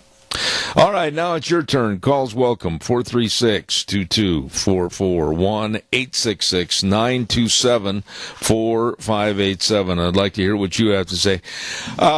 Bartender in New York allegedly kicked a Make America Great Again hat-wearing Trump supporter out of a New York City bar. This is the latest in a continuing trend of MAGA hat harassment. And this gentleman, who is a Trump supporter, said, all I was doing is sitting there having a beer and eating fish and chips at a place called Jake's Dilemma on Manhattan's Upper West Side when the bartender walked over to him and said, get out of here. I won't have that hat in my business. And he threw the guy out after the gentleman had already bought a beer and was eating fish and chips. And this is the kind of left activity that is going on every day across the country. A purging, a resentment, a hate against anyone that stands up for this administration, the Trump presidency, and, quite frankly, make America great again. Time to fight back, folks. Actually, it's past time. Calls are welcome, 436-2244, 1-866-927-4587. Want to remind you, on Thursdays, we have a special segment on our program called Cassia County School Days, and we urge you to tune in Thursdays at 10:10 right here on my program, and that segment is brought to you by A Child's World at 1308 Overland in Burley. Oh, they've got all the great birthday gifts, and they got all the cute little baby furniture and the clothing and all the toys and the puzzles and everything else. And, of course, they've got all the Cherokee scrubs. They've got a whole bunch for everybody at A Child's World. 1308 Overland in Burley. And like I said, they bring you Cassia County School Days on Thursdays right here on my program. And that's at 10:10 Thursdays. Thank you. Don't forget. A quick note, and I want to say this. We are not going to have Dr. History today. Now, there's no big reason for it other than Dr. History's wife is a little bit under the weather, and so doctor's taking care of her, spending time with her, and so therefore we are not going to have Dr. History today, but hopefully we can get him back next week. In place of Dr. History today, we're going to have a lady on the program by the name of Sherilyn Harley Laban, and talking about a organization called America Continues. And then at 10:30, we've got John Milkovic. So a lot of activity coming up. Don't miss it. Zeb at the Ranch. I'll be right back.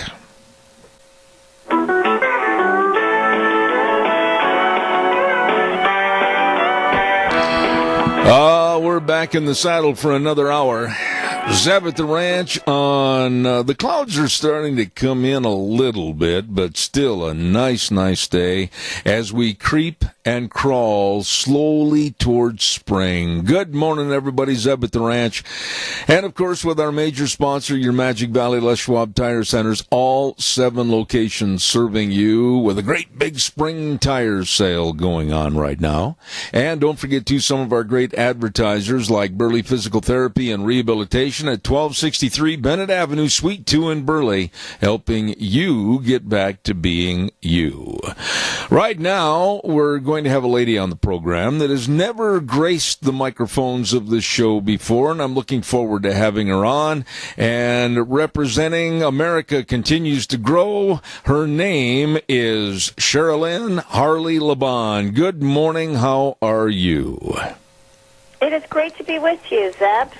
Well, I understand you're the co-host of America Continues to Grow, and tell us a little bit about your program and what that organization is and does. Actually, you probably found some old information on me. I have not been a host of that show for many years now, but it was a great show, airing on a number of different networks, and we just discussed everyday issues affecting Americans. And so now that I don't have my radio show, I'm still doing that on shows like yours. Well, you know, I apologize, but that was what was sent to me, and so therefore I offer an apology for that. No worries. No worries. No worries. You wrote an article. I'm here to talk to you about education. Well, and I can't wait. Affects everyone in the country. Absolutely. I can't wait to hear about your article that you had written called Attack on For-Profit Colleges Gets Ugly. Give us a rough synopsis of this story, and then I'll start asking questions. Sure. Well, what I'd love to do, Zeb, is to set the table for your listeners. And here's the situation. As we know, we're all Americans, we all have different backgrounds, and we all have different educational needs. And the important thing to keep in mind is that one size does not fit all, Zeb. Absolutely. And with that, it means that when a person is graduating from high school, when a veteran is returning back from serving their country, when perhaps a mom finds that she wants to go back to school, perhaps after being home with their children or recently divorced, whatever the situation is, these various individuals have the right to be able to find the best educational opportunity that works for them. And so with this one-size-fits-all approach, it means that not everybody is suited or wants to pursue a 4-year college education. Why? Well, number one, it's not for them. It may not be the best learning environment. They may not want to accrue anywhere between $50,000 to $100,000 loans in debt. And much like returning veterans, they want to study for a specific program, get out, and start supporting their families. So spend 4 years in school, maybe the first two, fulfilling academic requirements, just isn't going to work for them.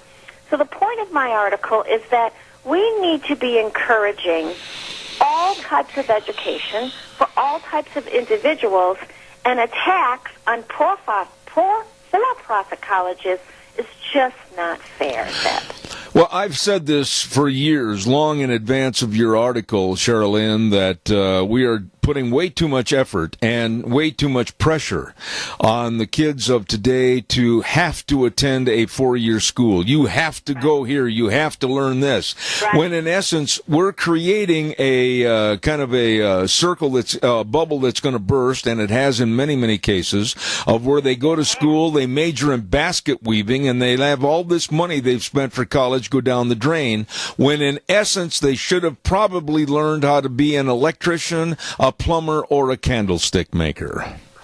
Right, and you're making the same exact point that I've made in the article, is that people also learn different ways. That's right. They learn different ways, they have different needs, and what may be appropriate for your child to go in and study, perhaps humanities at a 4-year institution, may not be appropriate for somebody else's child that perhaps might have some slight learning disabilities, who might want to learn a trade, and maybe just sort of the academic aspect is just not suited for their personality or their skills.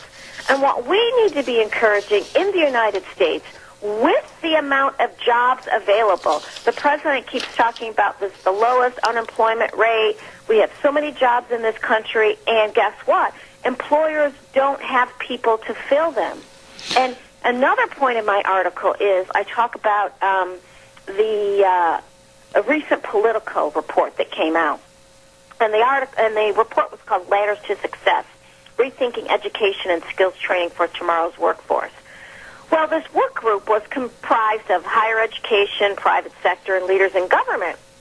And what the point of the working group was to explore how higher education can better evolve to fit the needs of the modern workforce and today's students. Because the problem is employers are finding that these kids coming out of college just aren't prepared to be in the workforce.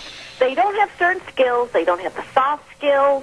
They don't have the necessary skills to help them succeed in the workforce, right? Succeed in these first jobs, and to also prepare to be competitive in a modern workforce.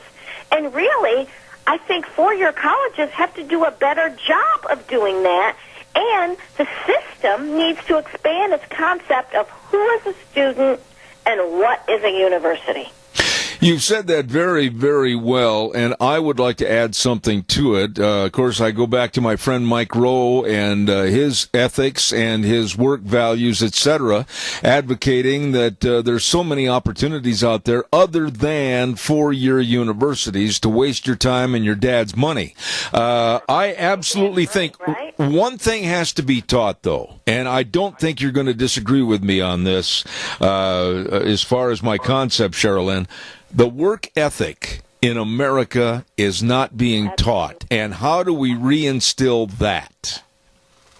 See, and that's another thing the report brings up. The need for more apprenticeships and internships. Part of the problem is the kids need more work experience, okay? They need more internships. They need more time in the workplace just learning how to be a professional. Yes, we may think it's common sense, but if the kids don't have the opportunity to kind of learn these skills and to be in a work environment, I'm sorry. Sometimes common sense is simply is learned by doing. And if we're not giving these kids the opportunity, and they're just sitting in class for 4 years, they're not going to learn the common sense, sort of tangible, skills that they need in the workplace. And then they're coming out after 4 years, and I don't know how much in debt, and they don't really know what to do on day one. And they also don't have those soft skills, those interpersonal skills. All of these things you learn when you have a chance to do apprenticeships and internships. Sherilyn, there seems to be, and I've had other segments like this on my program, and there seems to be some very evil forces going on in the world today. And I'm going to point my finger at Democrats in particular that seem to hate the trade schools. They hate the for-profit, nonprofit schools, and they want everybody to spend their money going to Syracuse or Yale. Am I wrong? Yes. No, you're absolutely right. And we see this at the local level. We see it now at the national level. We see it happening in California because, California has trade schools. They have community colleges. They have all sorts of things happening there. And the reality is that certain Democrats in the U.S. Senate are, in fact, they are unfairly targeting for-profit schools and the career schools, and it's not fair. It really got, sort of took off during the previous administration, and now the current administration is trying to roll back these regulations, Zeb, and really make it more fair and equitable, make sure that these regulations are being applied fairly, and if a school is going to be assessed a penalty, they want to make sure that there's a fair and equitable way so the schools can appeal that penalty and understand how it's been applied. Let me ask you right there, why the animus against these schools? Why the Democrats? Why are certain individuals so hell-bent on destroying the school and the personality of the school? What have they got against somebody that they'll call at midnight, they need a plumber, then they are all in favor of that kind of work? Right. Well, I think it kind of doesn't fit, and, I'm being, and I don't mean to be glib here, I think it really doesn't fit the narrative and the agenda. Wow. Because what we're seeing now on college campuses, and I don't want to make a blanket statement, but you see a number of the environments now on college campuses are very hostile to alternative points of view. We remember when college campuses used to be the bedrock for diverse points of view. We're really seeing now in 2019 and before that college campuses now are almost suppressing free speech. Yeah, that's exactly right. It's almost like they're environments where everybody is thinking the same. Yes. And, that's really not, these aren't the virtues of a democracy. Why do we want kids coming out, future leaders, to all think the same? That doesn't make a country very interesting, does it, Seth? No, and what you're seeing on college campuses is they are actually suppressing free speech. Absolutely. And I think this whole notion of making sure that people head towards four-year colleges and discouraging the trade schools, discouraging for-profit schools, discouraging people to think outside the box, discouraging people to look at online learning is all an effort to get people on this track of one size fits all, and everybody deserves and should go to a 4-year university. And it's simply not. It's not tangible. It's not sustainable. No. It's simply not sustainable, Zeb. No, I agree with you 110%. Let me ask you, though, I want to digress to who I think is creating a lot of the problem. And tell me if you think I'm wrong. I've got big shoulders. I think a lot of this problem goes right back to all the high school guidance counselors. I think that they are the major part of the problem. Because think about it. In many small towns across America, or even big cities, the person who, aside from your parents, of course, the person who is your most influence on kids thinking about what their next steps will be after high school will be that high school guidance counselor. And if you have a narrow-minded guidance counselor, they're going to send you just in a couple tracks. They're not going to say, hey, have you thought about the military? Have you thought about trade school? And really, Zeb, the way at least it worked in my small town, the considering of other options, particularly trade schools, that has to happen almost at the junior high level. Because most high schools, you have to go off-site if you want to learn the cosmetology, the mechanical programs, the plumbing programs. Those aren't necessarily offered at every high school, but you're going to have to go off-site and take a bus somewhere else. So those actual conversations need to be happening really at middle school. Absolutely. Absolutely. Sherilyn, let me also ask this question. How do we turn it around? I mean, we can't go to every high school. We can't get every guidance counselor by the lapel. How do we change this thinking? I think what really needs to happen is that parents who are seeing their children struggle at this traditional 4-year school and who know from the outset that 4 years in an academic institution isn't going to work for their children, these parents need to pressure the high school guidance counselors. They need to pressure the school districts. It really needs to start at the local level and say, listen, you aren't serving the needs of my child, and I need you to start making other opportunities available, not only to my child, but other children who are not going to be in this one-size-fits-all approach. Absolutely, but there again, it's kind of a domino theory that from the guidance counselor, it's got to go to the parents to create the need for the guidance counselor to change. And it all boils down to the family situation of parental influence within the school system, and that is lacking today. I really think it needs to happen at the school district level. It has to start at the local level with, as you said, with pressure from parents, with pressures from school board members to say, listen, we need to start offering our students other options. And it needs to start sooner rather than later. Not after the parents have already, wasted $50,000 and their kids have, dropped out of college because they're not suited for it and just not prepared for it, whether it be socially, academically, emotionally. The kids need to be in programs that are best suited for them. Absolutely. When you hear the moo of a cow on my program, it means that we have a caller and a question. Caller, good morning. You're on the air. Please go ahead. Good morning.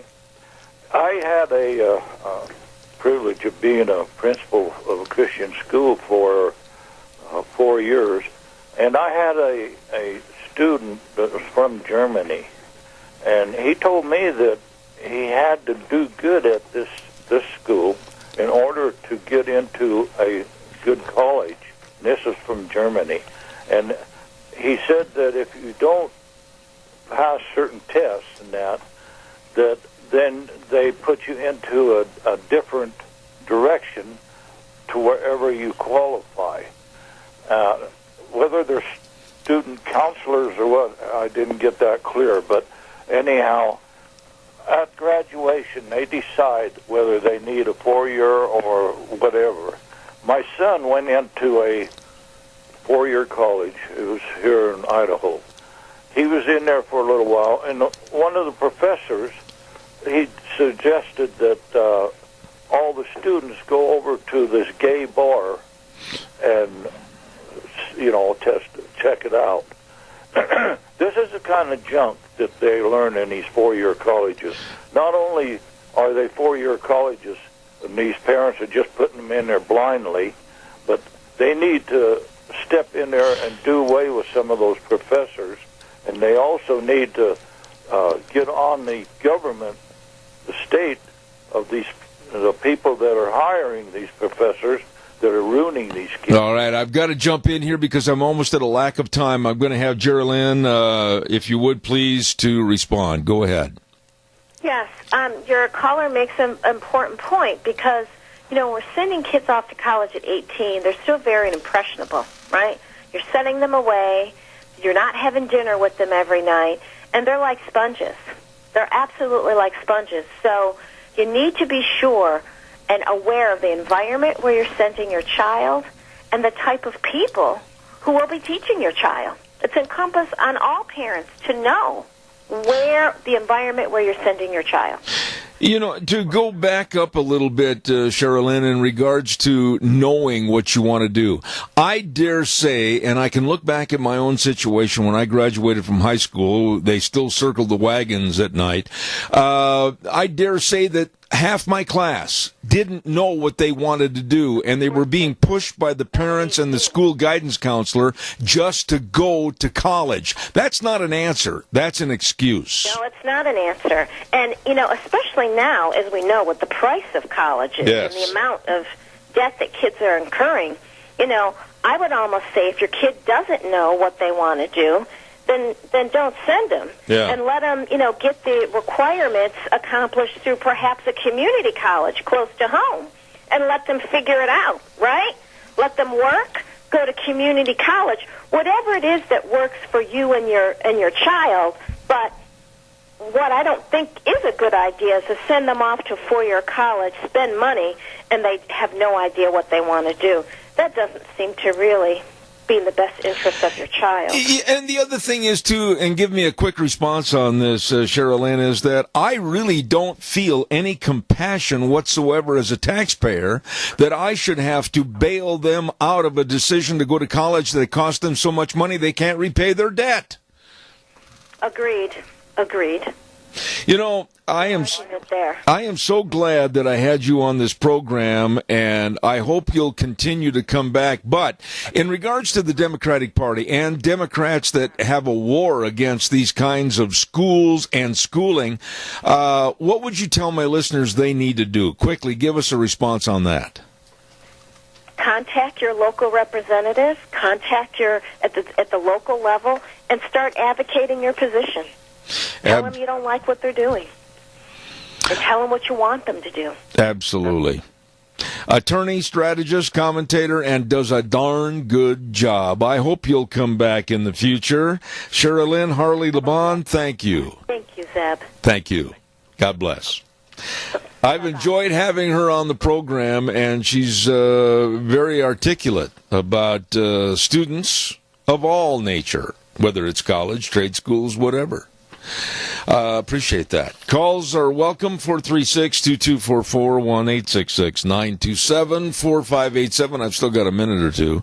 Want to remind you in that minute or two to stop into Patterson's at 421 East Main in Burley. Nice people that really understand sound systems, TVs, car stereos and speakers, home theater systems, all your electronic needs. Curtis, Lorena, the crew over there, they deliver and install in the Burley area, and they also have the HughesNet internet. Oh my goodness. They are open Monday through Saturday 9 to 6 and closed on Sundays. And if you've got a tax refund coming back, spend it on yourself. Enjoy. Maybe a complete sound system, home entertainment, theater system from Patterson's. 421 East Main in Burley. You stop in and see them today. What have we got coming up? Well, after the break here at the bottom of the hour, we're going to have a gentleman I had on my program, I think about 6 or 8 weeks ago by the name of John Milkovic. He is an attorney, and this is the part that's going to be interesting, a Democratic state senator down in Cajun country of Louisiana. And he's got a book out called Robert Mueller, Errand Boy for the New World Order. I'm looking forward to having him back on my program again and discussing what's going on with the Trump administration and the so-called investigation of Mueller, and possibly what the Democrats are going to do to further this nonsense with many more investigations. So we'll be talking to John Milkovic coming up in just a couple of minutes. Tomorrow on the program, we have Dave Beagle going to be on here. Mike Doherty, very, very eloquent when it comes to anything electronic or computers, is going to be on. We have another segment with the Pacific Legal Foundation. We've got all kinds of goodies tomorrow morning on the show on Wednesday, so don't you miss it. Right now, I'm going to send this back over to Wheels at our main studios. And, oh, by the way, quick note, if you haven't gone to vote in the various school bond elections, please do so. Today is the day. And there are many, many issues that need to be addressed and discussed, so be sure and go vote. We'll be back in a couple of minutes. Here's Wheels. And now, back to Zeb at the Ranch on AM 1230 KBAR. To reach Zeb, call 436-2244 or toll free 1-866-927-4587. And now, here is Zeb. Welcome back to our last half hour, and we're going to have a return of one of my guests from a couple of months ago, and he's written a book called Robert Mueller, Errand Boy for the New World Order, and we say a good morning to Hark Hark, a Democrat, John Milkovic. Good morning. How are you? I'm still trying to get him on as well, sir. For some reason, it's just going to his voicemail, but I'm still trying. Have you tried both numbers? Yes, sir, I have. All right, keep trying, please. Well, with that build up, and then he's not there. So, in that regard, how about giving us a call? 436-2244, 1-866-927-4587.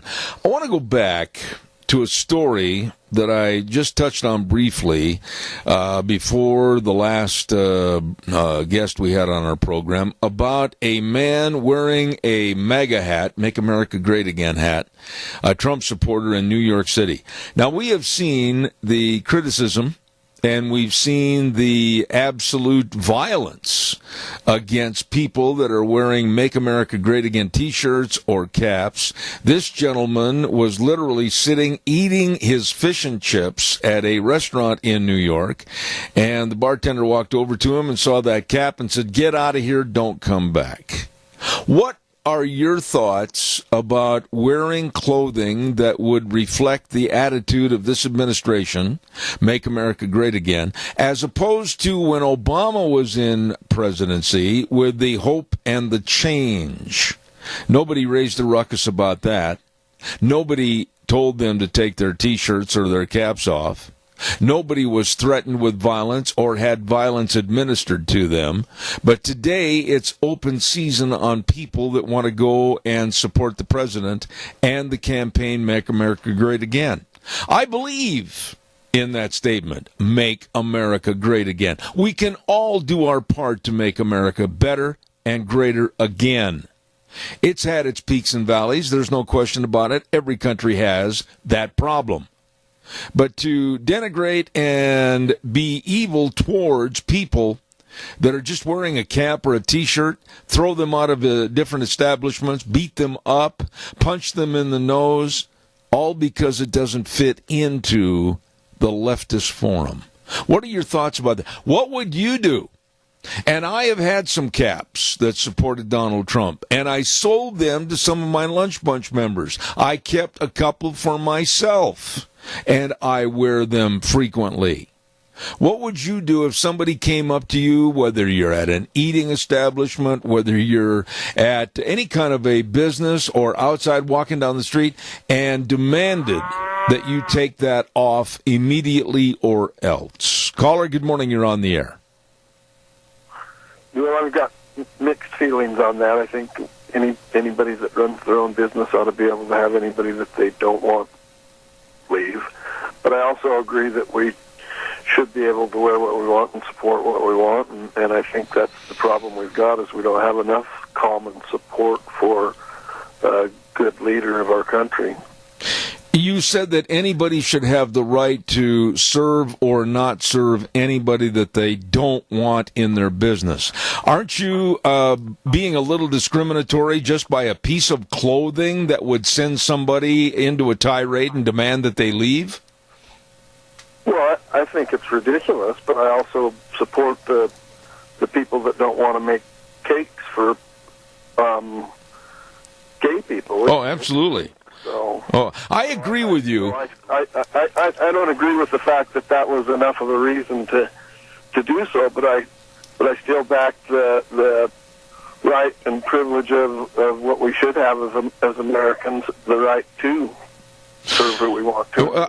I agree with you, but let's back up. You mentioned the cake baker in Colorado, but you got to remember that cake baker opened the door of his business early in the morning, was baking, doing his cookies, his pies, and his cakes, minding his own business in his business, and someone come in and demanded that he make a cake for a gay wedding. That's a little different than somebody just putting on a T-shirt that says "Make America Great Again," going in and sitting down and ordering fish and chips. There's a big difference right there. On the left, they were trying to impose their will on a business. Yeah, and I there again, I agree. I think it was a little extreme, but I also think that if I ran a business and I had somebody come in that was wearing a support LGBT day, I shouldn't necessarily not have the right to not have them in my store if I don't want to. You know, you're opening up a Pandora's box of discussion to where I'm not taking issue with you. I'm taking your side. But can I shift gears on you for just a quick second? Yeah, go ahead. So I noticed that they had put a budget proposal out for $750 billion or so for military and about $8 billion towards the wall, and I was kind of confused why the wall isn't just part of our defense spending anyway. You know, I agree with you. I want to say that right there. I agree with you, and I brought it up that way to my wife and friends. Why isn't the wall for our security of the United States and the sanctity and safety of our borders being part of the military? Pardon my interruption, but I totally agree with you. Yep, I'm right on with that. My only other concern is I didn't notice any budget for infrastructure to go back into this country that we've been trying to build. I still support foreign defense and the things that we're doing around the world, but I'm curious why there's not dollar for dollar put back into our infrastructure, because it creates more jobs and more businesses and more of what made America great in the beginning anyway. Well, let me throw this at you in our conversation this morning. I don't know if you heard about it last week, but do you have any idea how many millions of dollars a Black Hawk helicopter costs? Do you know? I don't. Tell me if you do. No, you and I got involved in that conversation with you last week, and I was wholeheartedly dumbfounded by the fact that you can put a GPS on any person and track them within a few inches. How it would ever be possible to lose track of several of those? Well, I guess the point I'm trying to make with you, and I think you'll agree with me, is let's just say that I don't know this, and I'll stand corrected by anyone more knowledgeable than me on this, but I will say that in a Black Hawk helicopter, probably with all of the great technology, is going to be about $100 million apiece. That being said, you lose 39 of them. You can't find them. You don't know where they are. At a cost of $100 million apiece, there you go. You've just funded a major part of the infrastructure in America. That's a great point that you make, and it's kind of interesting. My other wonder is who's held accountable for that? No one?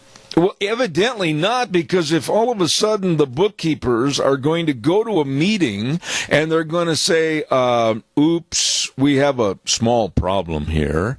We went to investigate why these aren't showing up on as far as a paid expense, but we can't find them, and you lose 39 Black Hawk helicopters. I dare say at that kind of a cost in those multi-million figures, you could do the infrastructure and the road repaving in probably about 10 to 15 states. Yeah, I agree. It's just silly, and look how much of the economy it would boost as it went along. Absolutely. I always look forward to hearing from you on your call. Thank you very, very much for sharing with us this morning. Thank you. Once again, I'd like to take the opportunity to tell you God bless you and yours. Very nice of you, sir, and the same right back at you. Thank you very much. Nice man, knowledgeable man, and I appreciate him calling. You know, the waste, and we went through this last week, it wasn't just the helicopters. They seem to have misplaced and lost the information on the spending, and I'm not making this up, for over 471 buildings. Now, for those of you that have a business and you really have to keep a close watch on your expenses and your cash flow and your cash outgo, etc., how do you possibly lose 39 Black Hawk helicopters and 471 buildings that have cost the American taxpayer literally billions with a B of dollars? And then these same people are going to come back to you and me, the taxpayers, and they're going to say with a very straight face and their dark black rimmed glasses, well, Mr. Taxpayer, if you want better roads, you've got to pay for it. You imbeciles that are running the country, I wouldn't let you pour root beer that tipped over in one of my Tony Lamas. Imagine the absolute asinine attitude of wasting our money, losing our money, and then coming back to us and asking for more of our money to build the roads. They've wasted more and lost more that would have supplied enough money, I think, to pay for a resurgence and a refurbishing of our infrastructure. Yeah, I'm mad. I don't like these people. All right, calls welcome, 436-2244, 1-866-927-4587. How do you lose? I keep asking. I told Doug Martin to get on it. I told him the other day I want those helicopters found, and to date, he still hasn't called me back and let me know where they are. 39 of them! Let's go to the weather forecast. Scarrows Meats, 331 North Road, Jerome. Bit my tongue, it hurts. And you can go to their website, scarrowsmeats.com, and see all the delicious meats that they have for you and your family. All the breakfast sausages, all the delicious tri-tips and marinated pork ribs, everything from Scarrows Meats in Jerome. Caller, stay there. I'll be right there after the weather. Don't go away. Ladies and gentlemen, right now, here's Gina with our weather forecast. Here's a look at your weather forecast, and it's going to be a nice day. We are expecting sunny skies, a little bit of a breeze, high of 47 tonight. We do have a slight chance of rain or snow showers before midnight. Going to be breezy as well. Winds are going to be picking up, gusts as high as 33 miles an hour. Expecting a low of 26. For tomorrow, partly sunny skies and a high of 39. And for the rest of the week, not too shabby. Thursday, sunny skies, high of 42. By Friday, mostly sunny, 46. And Saturday, mostly sunny and 51. That's a look at your weather forecast for Zeb Duran. Thank you, Gina, and brought to you by Don Scarrow and the crew. Good people. I got to invite Don over for a program segment. Maybe he'll bring some bratwurst. I've got a plan. Scarrows Meats, 331 North Road, Jerome. Number to call, 324-7657. They are changing the way we eat, one delicious bite at a time. Caller, you have been so patient. Go, please. Yeah, Zeb. I just wanted to comment. You were ranting and raving a minute ago about the government and how they don't spend the money wisely, and then they ask for more, and I thought you just described the school districts in our area to a T. Okay, now I'm going to play devil's advocate with you a little bit. I'm going to ask you, if you were a current superintendent, regardless of the school district, let's just leave that open, and all of a sudden your area started growing and blossoming into one of the most sought after to live areas in the state of Idaho, and people were coming in, land sales were escalating, rentals, I mean, there were more kids, more families in your area. How do you plan for that without asking for a growth factor from the taxpayers? I don't mind a growth factor. The problem is they're not using the money they have wisely. They're not using the space wisely, and they're all taking off and they're going on these vacations and trips, and they say, "Oh, I've got to go to Florida to be trained."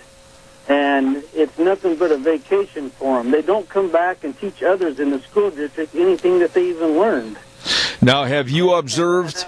I'm seeing this all the time. So you have observed personally firsthand that when you said all, that means every single person in the school district? Or are you talking about the school board? Are you talking about the superintendents? They are all, that's the word you use, going on these junkets? Okay, not all the teachers, no. It's the school district. It's the people in the leadership positions. And I see it all the time. My wife works in the school district, and we see it, and they are going all across the country all the time for all these trainings, and some of them are needed, but a lot of them aren't. And it's just nothing but a 3-day vacation paid for by the school district. Okay, now I'm again playing devil's advocate with you, but now are you of education occupation that you can criticize and say that they're not necessary? Have you done that? I guess I don't understand your question. My question is, have you been involved in education, and have you overseen these different topics, these different trips, so that you feel that you're educated on them enough to say that they're not needed? Well, I just, like I said, my wife works in the school district, and we have firsthand experience. We see it happening all the time. So are you and when they don't even come back and share anything that they might have learned with anybody else in the school district, then what did they accomplish? Well, I guess my question is, these school bond elections, there's growth and there's reparation that's needed on buildings and facilities and driveways and parking lots and all kinds of things. And with a renewed interest in this area, of which this is one of the hottest spots for real estate in all the United States, people are really clamoring to come into Idaho. How do you go about denigrating the school bonds and saying that they're not necessary to keep and maintain and even upgrade the facilities? Well, like I said, I don't have a problem with maintaining and upgrading a little bit. That isn't the problem. The problem is they're asking for tons of money that they really don't need. Okay. They're not using it wisely, that they have, and they haven't paid off that they had from before, and they're still adding more to it. So they're becoming more like the federal government all the time. Well, let me ask you, when they have these meetings, school board meetings, or they have these meetings in regards to bond issues, etc., are you going and laying out on a page-by-page basis what is being wasted?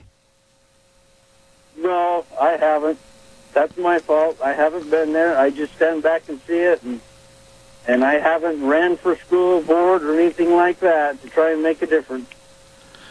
Well, my only question at that juncture would be, unless they know or have overlooked something and you haven't pointed it out to them by not attending the meetings, boy, I tell you what, people don't know anything about anything unless they're told something. Maybe they're unaware of something that you're trying to tell them. Well, I believe they're aware of it. We see it firsthand, and they're aware of it. Well, I'm not going to dispute your opinion because that's not my job. You have a right to your own thoughts and your own opinion. But I think sometimes without really getting involved and sitting down with the powers that be it the superintendent or any one of the school board members, and saying, well, gee, how come you spent this kind of money and where did that money go and where did it happen over here, etc., it's easy to criticize, but sometimes you got to back up that criticism by being involved. Well, I understand that. All right, sir. Appreciate your call. Thank you very much. All right, we'll see you. Thank you. The only thing I would add is that it's easy to criticize, but unless you've slipped on the Tony Lamas and warned them for a while to see what the other side's thinking and why they're doing it, and then sit down and maybe have some conversations and some educational meetings as to why things are being done a certain way, then you'll get something done that might be concrete. I just don't want to lump everything into all. All. That was a favorite word that man used a little bit ago, and I don't believe that. All is not a good word. Maybe in some instances there was waste. Maybe in some instances there were maybe a lack of communication on various subjects. But you can't always say all. Calls welcome, 436-2244, 1-866-927-4587. I'm open and amenable to more calls, so give me a jingle right now. And while I'm waiting for your call, and I know it's coming in, I'd love to talk to you about our major sponsor, your Magic Valley Les Schwab Tire Centers. All 7 locations serving you. There you go. There's that word again. All, you betcha.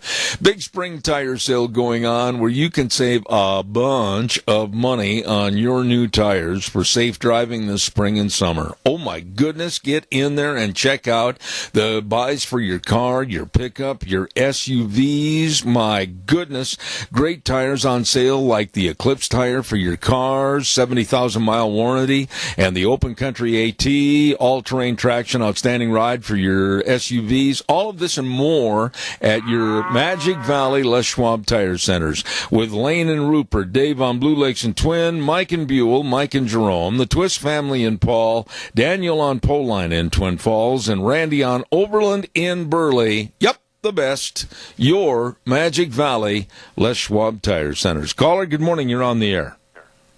Good morning, Mr. Bell. I've got to tell you that I agree with the last caller.